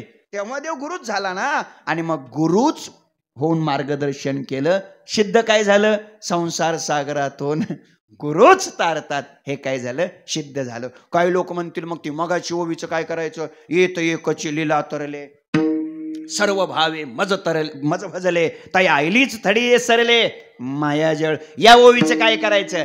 पण तेवढीच पाठ करायची नसते त्याच्या खालच्या बी पाठ करायचे असतात. हे महत्वाचं आहे ना. त्याच्या खालच्या बघा ना राव किती गोड गोड ओव्या आहेत. काय आता पांडुरंग बाबा इथं आहेत म्हणल्यावर काय त्यांची कृपा आहे आपल्यावर. ऐका किती गोड ओवी आहे त्याच्या खालची. ज्ञानोबाराय सांगतात, जया सद्गुरु तारू पुढे, अनुभवाचे काशे गाडे, आत्मनिवेदन तरांडे आकळले जे, तेच दया सद्गुरु तारू पुढे.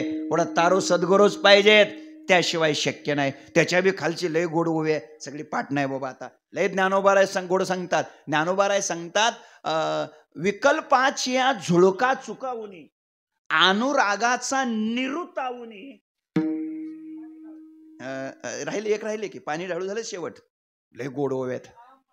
अहमभावाचे ओझे सांडणे. अरे वा स्पीकरवाला, विठ्ठल विठ्ठल. काय गड्या, अजून आमचा अहमभावच गेला नाही, त्यामुळे आम्हाला ते आम्हाला आठवलंच नाही. काय करावं. लय गोड गड्या. हे असा स्पीकरवाला महाराष्ट्रात प्रत्येक सप्त्याला पाहिजे. अरे वा वा वा, अभिनंदन अभिनंदन अभिनंदन. ज्ञानेश्वरी पाठ करतोय पोरगा, वा छान, चांगली गोष्ट आहे. काय बघा, ठराविक कालखंड असतो, तेवढा कालखंड गेला ना, काही साधना पुन्हा होत नाही, चिंतन होत नाही, पाठांतर होत नाही. काय लहानपण लय चांगलं हो, लय चांगलं. हे बुवा झालं ना सगळं वाटलं. हे लक्षात ठेवा. आता कसं आहे, ते नाही ना आठवलं, पण त्याने बरोबर याला म्हणायचं खरं भाऊबंदकी कामाला येते. हे भाऊबंदकी कामाला आली. विकल्पाची झुळका चुकावूने, अनुरागाचा निरुतावूने, अहमभावाचे ओझे सांडूनी पाणी ढाळू. फार गोड गोड बोलतात ज्ञानोबाराय. सिद्ध काय झालं या सगळ्या व्याख्यानातून? सिद्ध हेच झालं, संसार सागरातून सद्गुरूच तारतात. तर आता या पहिल्या चरणावर 3 प्रश्न आहेत, सोपे सोपे आहेत, उत्तर देतो. पहिला प्रश्न आहे, सद्गुरू कोणाला म्हणायचं? 1. दुसरा प्रश्न आहे, संसारातून तारतात, मग संसार म्हणजे काय? 2. आणि तिसरा प्रश्न, सद्गुरू तारतात म्हणजे नेमकं काय करतात? तर या 3 प्रश्नाची उत्तर आता कुठं पुन्हा वेळ मिळायचा, सांगून टाकतो कशाला. उत्तर आहे का? उत्तर असे आहेत. पहिली गोष्ट, सद्गुरू कोणाला म्हणायचं? एका वाक्यात सांगतो, मंत्र तंत्र उपदेशिते ते गुरु घई आहेत आई ते, परी शिष्या ते मिळवी सद्वस्तू ते, त्या ते श्रीकृष्ण माने, त्या ते सद्गुरू श्रीकृष्ण माने. आणि म्हणून सद्गुरू सतनाम ब्रह्मस्वरूपाची प्रतिती जी आणून देतात, त्यांचं नाव आहे सद्गुरू. चला पुढे. कशातून तारतात? संसारातून. आता गंमत अशी आहे, संसार म्हणजे काय, कशाला म्हणायचं संसार? आता एक स्वतंत्र 2 तासाचं यमगर बाबा होऊ शकतंय याच्यावर कीर्तन. संसार कशाला म्हणायचं? जास्त वाढवत नाही, एका वाक्यात सांगतो. संसाराच्या अनेक व्याख्या आहेत, अनेक व्याख्या आहेत. सर्वसामान्य माणसं संसाराची व्याख्या काय करतात? मुलं बाळ, घरदार, गाडगं मडकं, याला संसार म्हणतात. जरा थोडी नेहमी कीर्तन ऐकणारी माणसं, पुनरपी जननम पुनरपी मरणम पुनरपी जननी जठरे शयनम इह संसारे, आहे ना, त्याला संसार म्हणतात. आता ऐका, अजून भाषा सांगतो. ज्ञानोबारायची भाषा आहे. संसार कशाला म्हणायचं? कैसा वासनेचा संसारा. ऐका, वासना याला ज्ञानोबाराय संसार म्हणतात. अजून ज्ञानोबारायची ओवी देतो, तरी देहादिक हे संसारे, जे मांडलेशे गुंपिरे देह तादात्म्य, याला ज्ञानोबाराय संसार म्हणतात. तुकोबारायची व्याख्या सांगतो. तुकोबाराय सांगतात, मनोनी रुसलो संसारा, सर्प हा विकार पांढरा, तुझशी अंतर रे दातारा, याची दावेदारा निमित्त विकाराला तुकोबाराय संसार म्हणतात. अजून तुकोबाराय बोलतात, रुसलो संसारा, आम्ही आपानी परा, आपपर भाव म्हणजे द्वैत, याला तुकोबाराय संसार म्हणतात. विकाराला संसार म्हणतात. वासनेला ज्ञानोबाराय संसार म्हणतात. देहतादात्म्याला संसार म्हणतात. आद्यगुरु शंकराचार्य पुन्हा जन्मायचं पुन्हा मारायचं, याला संसार म्हणतात. चला अजून एक व्याख्या सांगतो शेवटची, फार गोड केली ज्ञानोबारायनेच. ज्ञानोबाराय सांगतात, आगा उपजने आणि निमने, हे साचची जे का मानने, मा जीव लोको मी म्हणे संसार हन. ऐका काय व्याख्या गोड दिली, लक्षात घ्या. आगा उपजणे आणि निमणे म्हणजे जन्मणे आणि मरणे, याला ज्ञानोबा आहे संसार म्हणतात. झाला की घोटाळा. हे नाही व्याख्या इथं. तुम्ही ओवी नीट बघितली नाही.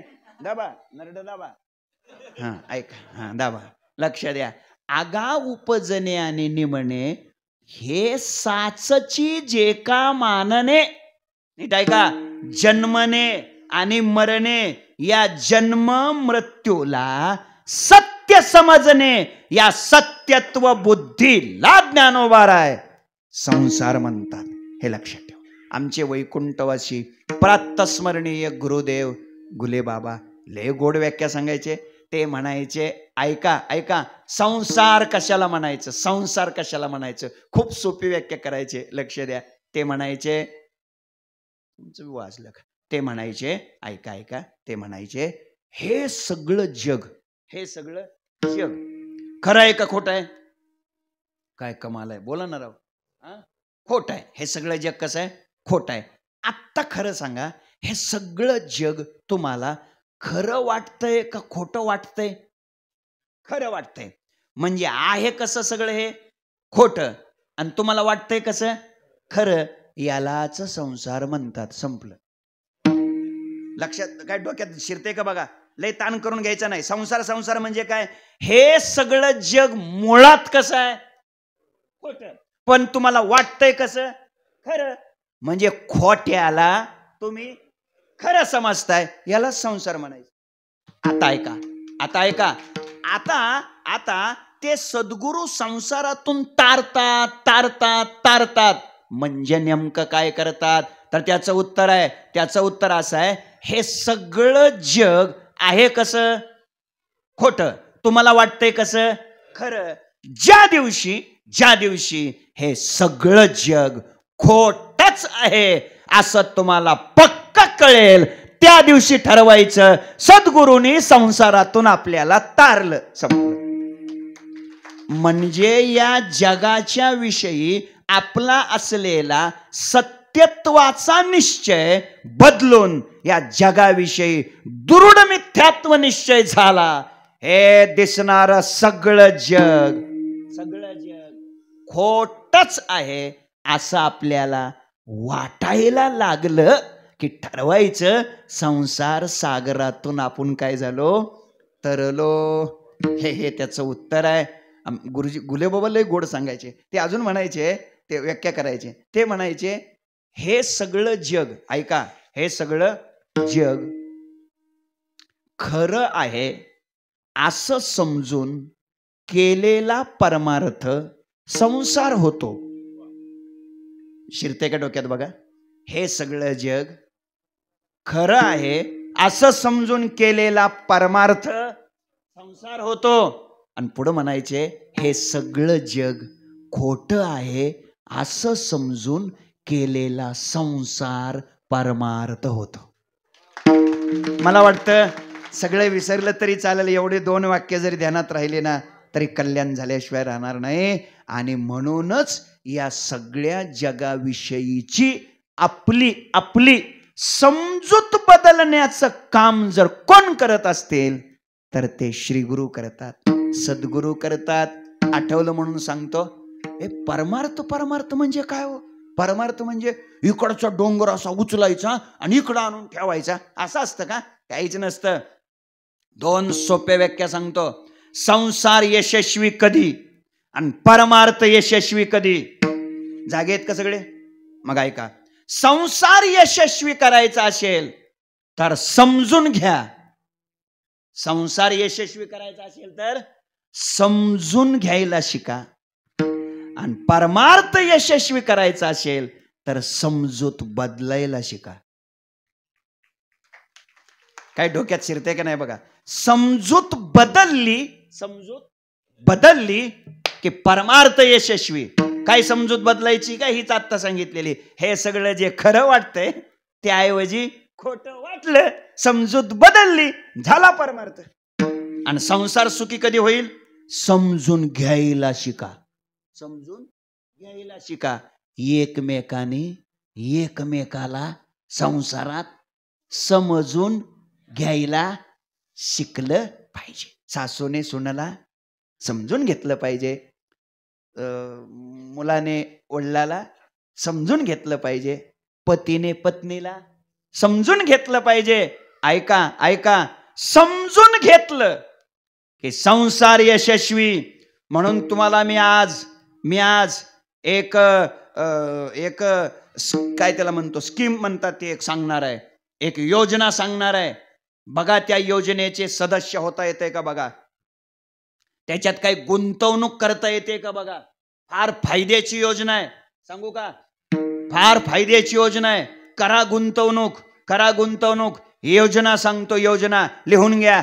Adjustment is best policy. नाही का कळलं तुम्हाला? एकमेकाला समजून घेणं याच्यासारखी जगात चांगली पॉलिसी दुसरी कोणतीच नाही. संसार सुखी करायचा असेल तर एकमेकाला समजून घ्या. आता समजून घेतलं पाहिजे. देव आले म्हणून त्यांची पूजा चालू होती, धान्यवास जलवास तो करायचा आहे, त्याच्याकरता वेदमंत्र चालू होते. त्याच्यामुळं 7चं 7:30ला सुरू झालं. कीर्तनकारानं काय केलं पाहिजे? समजून घेतलं पाहिजे. समजून घेतलं पाहिजे, समजून घेतलं पाहिजे. मग आता 7:30ला कीर्तन सुरू झालेलं असल्यामुळं आता ते 10ला संपणार हे श्रोत्याने. मग कसं हे समजून घेतलं पाहिजे. हो, समजून घेतलं.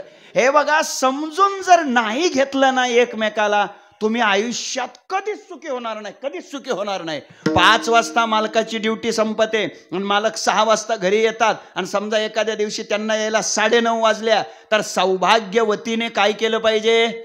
समजून घेतलं पाहिजे. ते माऊली मंदिरावर कीर्तनाला गेले असतील आणि त्यामुळं उशीर झाला, काय आहे की नाही? समजून. आणि तिनं जर समजून नाही घेतलं ना, आदळापट केली तर, आणि नको ते बोलायला लागली तर, हा म्हणेल मी काय दुसरीकडे कुठे गेलतो का, मी कीर्तनाला गेलो होतो. आणि तरी सुद्धा जर मग झालं, ते सुरूच झालं.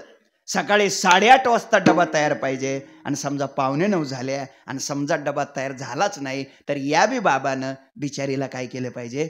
समजून घेतलं पाहिजे. 2 दिवस झालं घरात लाईट नव्हती, दळण संपलेलं होतं, त्यामुळं पीठ नसल्यामुळं शेजाऱ्याकून आणण्यामुळं उशीर झाला आणि त्यामुळं डबा करायला काय झाला. लय सोपा आहे हो. आता हे काय संसार सांगू का सगळा तुम्हाला मी? एकमेकाला काय करा, समजून घ्या. कार्यकर्त्यांनी नेत्याला समजून घेतलं पाहिजे.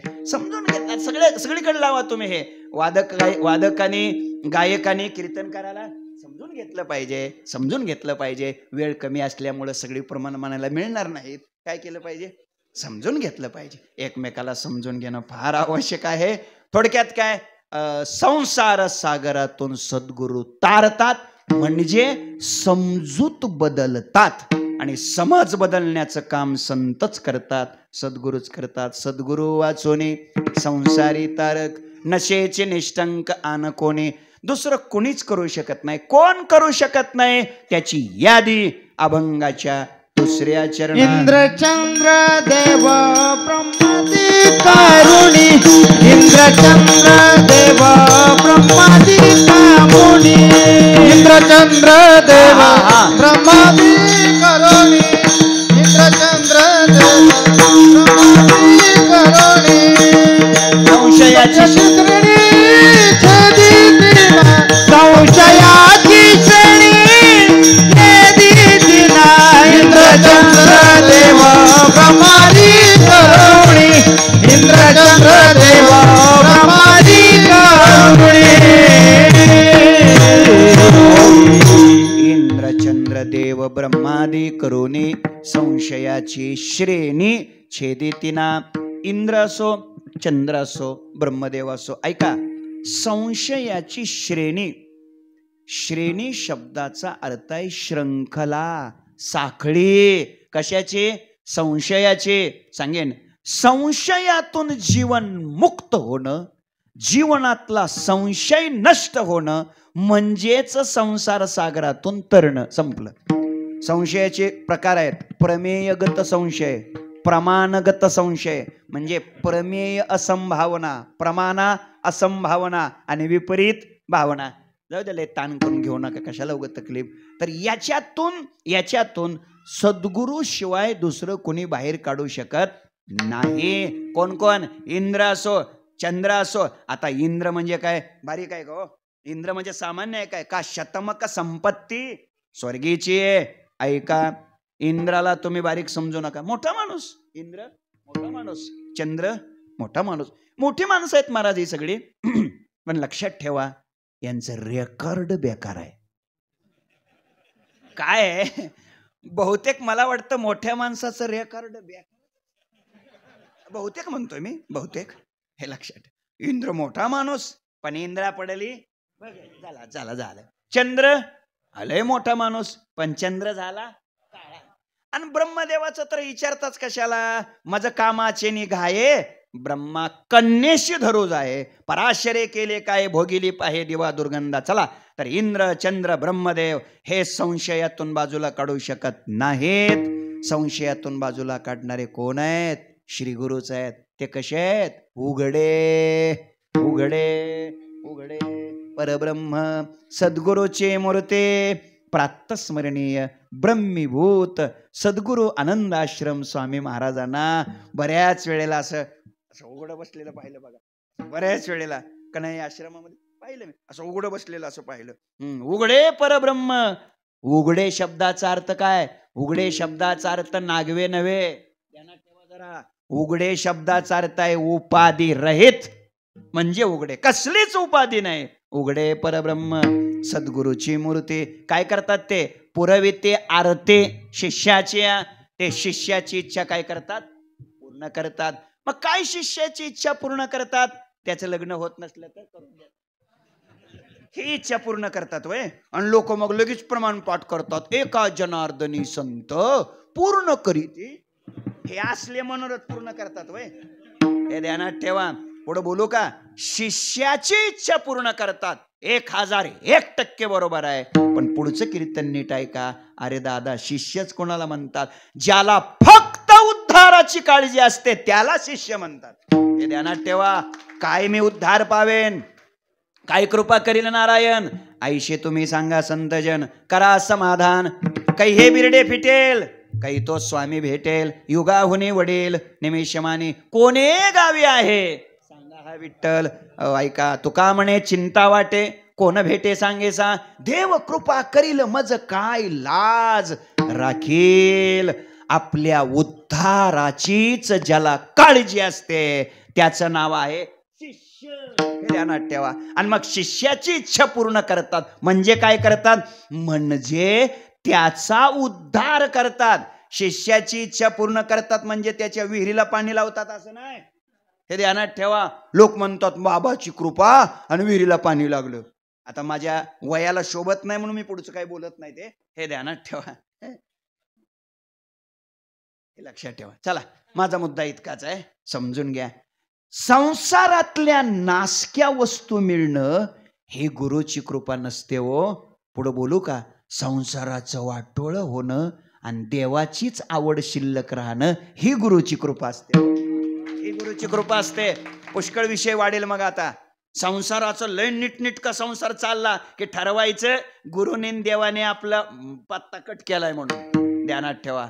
संसाराचं 3, 13, 9, 18 होणं, संसाराचा सगळा बट्ट्या बोळ होऊन जाणं आणि फक्त पांडुरंगाचीच आवड शिल्लक राहणं, असं जीवनामध्ये घडणं, याला म्हणायचं श्री गुरुची कृपा होणं. याला म्हणायचं देवाची कृपा होणं. देव भक्ताला गे अंगे वारावार देवाची ते खून आला ज्याच्या घरा त्याच्या पडे चिर संसाराशी. चला, हे तो इतकाच आहे. तर पुरवित्यार्थी शिष्याची आशा गुरुजींची सुद्धा काही लोक निंदा करतात, वंचना करीते. जनदुष्ट नष्ट मुख्य श्रेष्ठ श्रेष्ठ वंदिता ती. आशा गुरुजीची सुद्धा काही लोक काय करतात? निंदा करतात, वंचना करतात. दुष्ट नष्ट लोक. दुष्ट कोणाला म्हणायचं? वाईट रस्त्यानं जो चालला त्याचं नाव दुष्ट. आणि नष्ट कोणाला म्हणायचं? त्या रस्त्यानं जो मुक्कामाला पोहोचला त्याला म्हणायचं नष्ट. नाही कळलं का? अजून सोपं करू. नुकतीच घ्यायला लागलाय त्याचं नाव दुष्ट, आणि त्या टोळीचा मास्टर त्याचं नाव नष्ट. असे दुष्ट नष्ट लोक अशाही गुरुजींची काय करतात, निंदा करतात. पण गुरुजींनी कधी वाईट वाटून घ्यायचं नसतं. यांनी जरी निंदा केली तरी मुख्य श्रेष्ठ श्रेष्ठ वंदिताती, हे लक्षात ठेवा. मुख्य श्रेष्ठ श्रेष्ठ वंदिताती. मग हे श्रेष्ठ श्रेष्ठ द्वंद्व आलंय. कोण? विष्णू जोडीकर माथा रजवंदी हर, परब्रह्म राम सद्गुरु वशिष्ठा शरण, कृष्णे सांदीपनी गुरु केला. दादानो, रामाच्या विषयी निरनिराळे वक्तव्य करणारे लोक आहेत. रामाविषयी निरनिराळे वक्तव्य करणारे लोक आहेत. म्हणून कधी वाईट वाटून घ्यायचं नसतं. सामान्य माणसाने अरे काहीही वक्तव्य केली तरी त्या सोडून या देशाचा पंतप्रधान रामप्रभूच्या चरणी नतमस्तक होतो आणि त्यांची प्रतिष्ठा करतो. याच्यासारखं वैभव काय दुसरं, हे लक्षात ठेवा. कधीतरी आपण या गोष्टीचा सुद्धा विचार केला पाहिजे.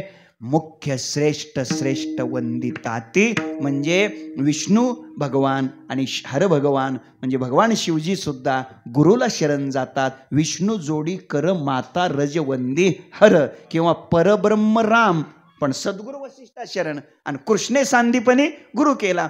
रामासारखे कृष्णासारखे स्वतः देव जर पाया पडत असतील तर या सटर बटर लोकांनी निंदा केली म्हणून काय वाईट वाटून घ्यायचे.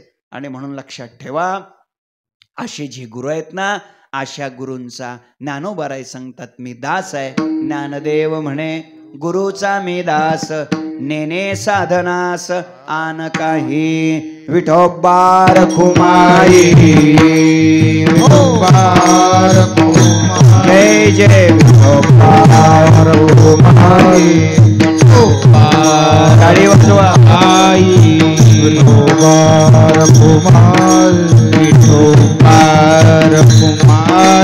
छेदितीना. ऐका, माझ्या हक्काची 5 मिनिटं अजून आहेत म्हणून लक्ष द्या, लक्ष द्या. संसार सागरातून सद्गुरूच तारतात. संसार सागरातून सद्गुरू तारतात म्हणजे नेमकं काय करतात याचं मी विवेचन केलंय. समजूत बदलवतात. या जगाच्या विषयीचं मिथ्यात्व दृढ निश्चय करून देतात म्हणजे सद्गुरू संसारातून तारतात. त्यांच्याशिवाय दुसरं कुणी तारू शकत नाही. कोण कोण? ब्रह्मदेव, इंद्र, चंद्र, नाही कुणी तारू शकत. त्याचं उत्तर देतो 1-1.5 मिनिटात आणि थांबतो. ऐका, काय आहे या विश्वामध्ये, जगामध्ये 2 भाग आहेत. एक जड आणि दुसरा चेतन. जड आणि चेतन यानं मिळून जे बनलं त्याचं नाव जग आहे. ऐका, तर मग तारतं कोण? जड तारतं का चेतन तारतं? जागे आहेत तुम्ही? जड तारतं, चेतन तारतं. म्हणजे आता जड आणि चेतन याच्यातलं जड तर संपलं, राहिलं काय? चेतन. या चेतनाचे उपाधीनं 3 प्रकार आहेत. एक ब्रह्म चेतन, दुसरा ईश्वर चेतन आणि तिसरा जीव चेतन. आता या तिन्हीतलं कोण तारतंय बघू. ब्रह्म तारत का? नाही तारत. का तारत नाही? ते अक्रिय आहे, निष्क्रिय नव्हे, अक्रिय आहे. ते सर्व साक्षी आहे. लक्षात ठेवा, ते प्रत्येक ठिकाणी आहे. ज्याच्यातून तारायचंय त्याच्यात सुद्धा तेच आहे. म्हणून तारण्याची प्रक्रिया ब्रह्म करू शकत नाही. आता राहिलं काय? ईश्वर आणि जीव. जीव तारतो का? त्याला तर तारायचंय, तो तर बुडा लागलाय, झालं. मग आता कोण राहिलं? ईश्वर. ईश्वर तारतो का? नाही ना, ईश्वर सुद्धा तारू शकत नाही. दादा, ईश्वराचं काय काम आहे? ईश्वर हा प्राणी कर्म फल सापेक्ष दाता आहे. विचारसागरातलं जशाच्या तसं वाक्य. तो कसा आहे? प्राणी कर्म फल सापेक्ष दाता. ते आपण नेहमी ऐकतो की जैसे ज्याचे कर्म तैसे फळ देत. ईश्वर तारण्याचं काम करत नाही. ईश्वराचं एकच काम आहे, तुमच्या कर्माप्रमाणे तुम्हाला फल देणं. नसलं कळलं तर सोपं करू.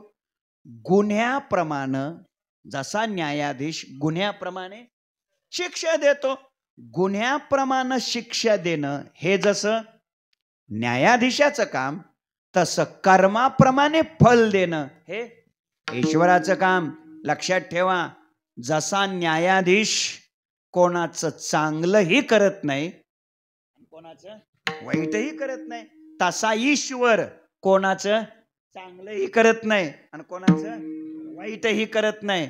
ऐका, जसा न्यायाधीश गुन्ह्याप्रमाणे शिक्षा देतो, तो तुमच्या जीवनात ढवळाढवळ, कळलं का, हस्तक्षेप नाही करू शकत. जसा गुन्हा आहे तशी शिक्षा, संपलं.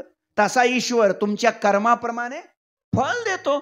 गहू पेरल्यानंतर ज्वारीच उगवते ना, गहूच उगवतो का, गहूच उगवतो. बर बर, म्हणजे जसं पेराल तसंच उगवेल. मायबाप, माझी विनंती आहे, आपल्या वृद्धाप्याच्या काळात आपल्या जीवनरूपी वृक्षाला मधुर गोड आंब्याची फळं यावी, सुखरूपी आंब्याची फळं आपल्या जीवनरूपी वृक्षाला वृद्ध काळात यावी असं वाटत असेल तर तारुण्यामध्ये आणि प्रौढ अवस्थेमध्ये कोया लावायला शिका आंब्याच्या. हे ध्यानात ठेवा. उग शेजाऱ्यावर नाराज होत जाऊ नका. आपण काय पेरलंय त्याची जरा काळजी घेत जा. ऐका, माझा मुद्दा इतकाच आहे, गुन्ह्याप्रमाणे शिक्षा देणं हे न्यायाधीशाचं काम आहे. तो ढवळाढवळ करू शकत नाही. आणि पुढे बोलतो करूही नाही. काय झालं, एक वेळेस एक हंस कीर्तनाला निघाला. कोळगावला माऊली मंदिरावर कीर्तनाला निघाला. श्रीगोंद्यापासून निघाला, जवळपास लोणी व्यंकनाथ पर्यंत आला. आणि काय झालं, आकाशामध्ये आभ्र आलं, विजाचा कडकडाट होऊ लागला, पाऊस येऊ लागला, अंधार पडला. आता काय करायचं बरं. तो हंस एकटा नव्हता, त्याच्याबरोबर त्याची सौभाग्यवती हंशीन सुद्धा होती.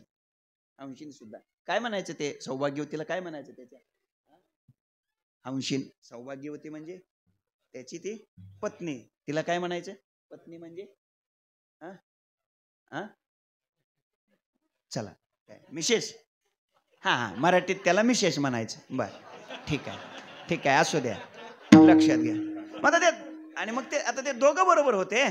आता काय करो, पाऊस तर यायला लागलाय, अडचण आहे.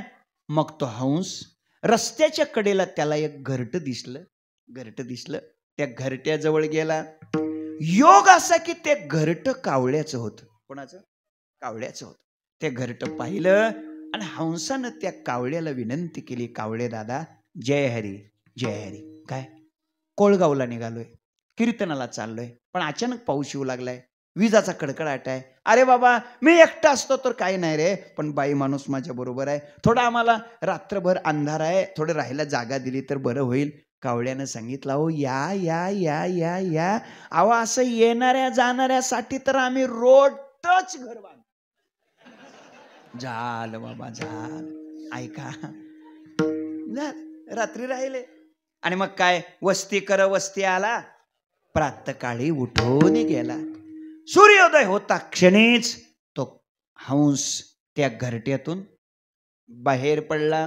हंस बाहेर पडला की लगेच पतीची या मता अनुसरुनी ती हंशीन सुद्धा घरट्यातून बाहेर निघायला लागली. हंशीन बाहेर निघायला लागली की कावळ्यानं त्या दरवाज्यावर हात आडवा केला, हात आडवा लावला. हंशिनीला काय बाहेर येता येईना. हंशीन म्हणाली, अहो कावळे दादा, जाऊ द्या ना मला बाहेर. नाही जाता यायचं नाही. अहो पण माझे प्राणनाथ स्वामी पुढे गेलेत, मला जावं लागते, नाही जाता येणार. अहो पण ते माझे पती आहेत, मला त्यांच्यावर नाही, तुझे पती होते म्हणे त्या, आता नाही. तुला काय बाहेर निघता येणार. आपली पत्नी काय येत नाही हे बघितलं, सहधर्मचारिणी काय येत नाही म्हणून त्यानं मागवून बघितलं. कोणी? हंसानं. पाहतोय तर कावळ्यानं हात आडवा लावलेला आहे. आता काय करावं. सांगितलं, कावळे दादा सरकना बाजूला, तिला येऊ दे ना, ती माझी अर्धांगिनी आहे, सहधर्मचारिणी आहे, धर्मपत्नी आहे. नाही येता येणार नाही. अहो असं कसं, माझी तुझी पत्नी होती म्हणे, आता नाही. असं कसं काय? त्याने सांगितलं, इथला कायदा असाच आहे. काय कमाल आहे. कोण म्हणते हे? असे कावळे पुष्कळ आहेत बरं का. आता काय करावं, अवघडच गणित झालं. काय करावं? अहो पण माझी पत्नी नाही रे, तुझी होती आता नाही. आता काय करावं? दोघाची भांडणं झाली. दोघाची भांडणं कोर्टात गेली. दोघांनीही वकील दिला. केस बोर्डावर आली. भारतासारख्या लोकशाहीच्या देशात एवढ्या लवकर केस बोर्डावर कधीच येत नाही. पण कीर्तनात वेळ कमी असल्यामुळं, 9:30 झालेले असल्यामुळं आपण चटकन केस बोर्डावर आली. तारीख पे तारीख असलं काही नाही. केस बोर्डावर आली. हंसाच्या वकिलाने युक्तिवाद केला. हंसिनी ही हंसाची बायको आहे. कावळ्याच्या वकिलाने युक्तिवाद केला. हंसिनी ही कावळ्याची बायको आहे. कोर्ट चक्रावून गेलं. सगळी कायद्याची पुस्तकं पाहिली. सगळ्या आतापर्यंतचे निकाल बघितले, अनेक निवाडे बघितले, पण असलं प्रकरण कधी समोर आलंच नाही. काय करावं? आता शेवटी ते कोर्ट असतं. त्याने निकाल राखून ठेवला. ते म्हणाले याचा निकाल उद्या देता येईल. झालं बाबा. 5 वाजता कोर्ट निघून गेलं. मग त्यांचं ते राहायचं घर असतं की काय म्हणतात त्याला, ते शासनाचं ते हेडक्वार्टर, ते काहीतरी निवासस्थान असतं. तिथं गेले. 5:15 वाजता कावळा बरोबर कोर्टाच्या घरी गेला. अशी बेल वाजवली. कोर्टाने त्याने आतून त्या याच्यातून बघितलं, दुर्बिणीतून, काय म्हणायचं त्याला, कॅमेरा असतो की ते, त्याच्यातून पाहिलं. दरवाजा उघडला. का रे, कशा करता आलाच? काही नाही, थोडं काम. काय काम? काही थोडस बोलायचं होतं. अरे काय बोलायचंय? नाही थोडं तुमच्याशी. अरे काय चर्चा करतोच? अरे हंसिन ही कुठं कावळ्याची बायको असते का? हंसाचीच असते. नाही साहेब बरोबर आहे तुमचं, पण मला थोडस बोलू दे की तरी. तुम्ही काय बोलणार आहेत? थोडं ऐका तरी म्हणले. माझं एवढं रागवायचं काय? थोडं जर ऐका तरी. म्हणले काय बोल काय बोलायचंय? काय नाही म्हणे. हे बघा तुम्ही निकाल, आणि मग देणारच निकाल. पण म्हणले असं आहे, मी जर तुमचं काम केलं तर? म्हणले काय आहे? म्हणले मला आहे रामप्रभूचा आशीर्वाद. मेलेले माणसं कुठे गेलेले आहेत हे मला दिसतं म्हणे. मी माझं एकच बुबुळ दोन्ही डोळ्यात फिरवतो म्हणे. मी पिंडाला स्पर्श केल्याशिवाय बुवा पसायदान म्हणूच शकत नाही म्हणे. दशक्रियेला पावर आहे म्हणे, आपल्याकडे पावर आहे. म्हणले मग काय नाही, तुमचं मी काम केलं तर? म्हणे काय नाही, तुमचे मायबाप कुठे गेलेले आहेत हे जर मी तुम्हाला दाखवलं तर माझ्यासारखा निकाल द्यायला काय अडचण आहे? आणि पगळलं हो, हे पगळलं, बळबळलं हो, आणि झालं, ठरलं त्यांचं काय. आणि मग दुसऱ्या दिवशी कोर्ट भरलं. दोन्ही वकिलांनी युक्तिवाद केला. आणि बरोबर 4:45 वाजता कोर्टानं ठोकून निकाल दिला. हंसिन ही हंसाची बायको नसून कावळ्याची आहे. आणि मग काय हो, माता कापी गळा तेथे कोण राखे बाळा. आता कोर्टच विरोधात गेल्यावर काय करायचं? बिचारा हंस रडत बसला. 5 वाजता कोर्ट घरी गेलं. ठरल्याप्रमाणे 5:15 वाजता कावळा बरोबर त्यांच्याकडे गेला. कारण तो जुन्या काळातला होता. जाऊ द्या, नाही कळलं तुम्हाला, म्हणजे काम झाल्यावर पुन्हा नाच सोड तसं नाही. गेला बिचारा. बेल एकदाच पेल वाजवली. हे वाटच बघत होतं. लगेच दरवाजा उघडला. या बसा. कालची भाषा कशी ना आजची काय रे, कशा करता झालाच? आज भाषा कशी बदलली बघा. दाबा नरड दाबा लवकर. कुणाच वाजतंय? दाबा की नरड वाजवते की केलं का? लक्ष द्या. काय बसा. चहा घ्याल का? कॉफी घ्याल का? काय दूध नाश्ता झालं सगळं. आणि मग ऐका, मग सांग बर केलं का नाही तुझं काम? आपण कावळा म्हटलं केलं की. चाल आता माझं काम करतो. कावळ्यानं त्यांच्या बोटाला धरलं आणि त्यांच्या बंगल्याच्या पाठीमागं ती अशी कमर इतकी खोल गटार वाहत होती. त्या गटारीच्या जवळ नेलं आणि म्हणले बघा याच्यात बघा. ती अशी वळवळ वळवळ वळवळ वळवळ वळवळ करते ना. म्हणले आळी आळी ती तुमची आई आहे म्हणले, आई त्या गटारीत. आणि तिच्या शेजारी असा बच बच बच बच करत होता किडा. तो किडा आहे ना, किडा तुमचा बाप आहे म्हणे, बाप. कोर्ट रागावलं, साल्या माझे आई बाप असे काही गटारीतले किडे असतात का?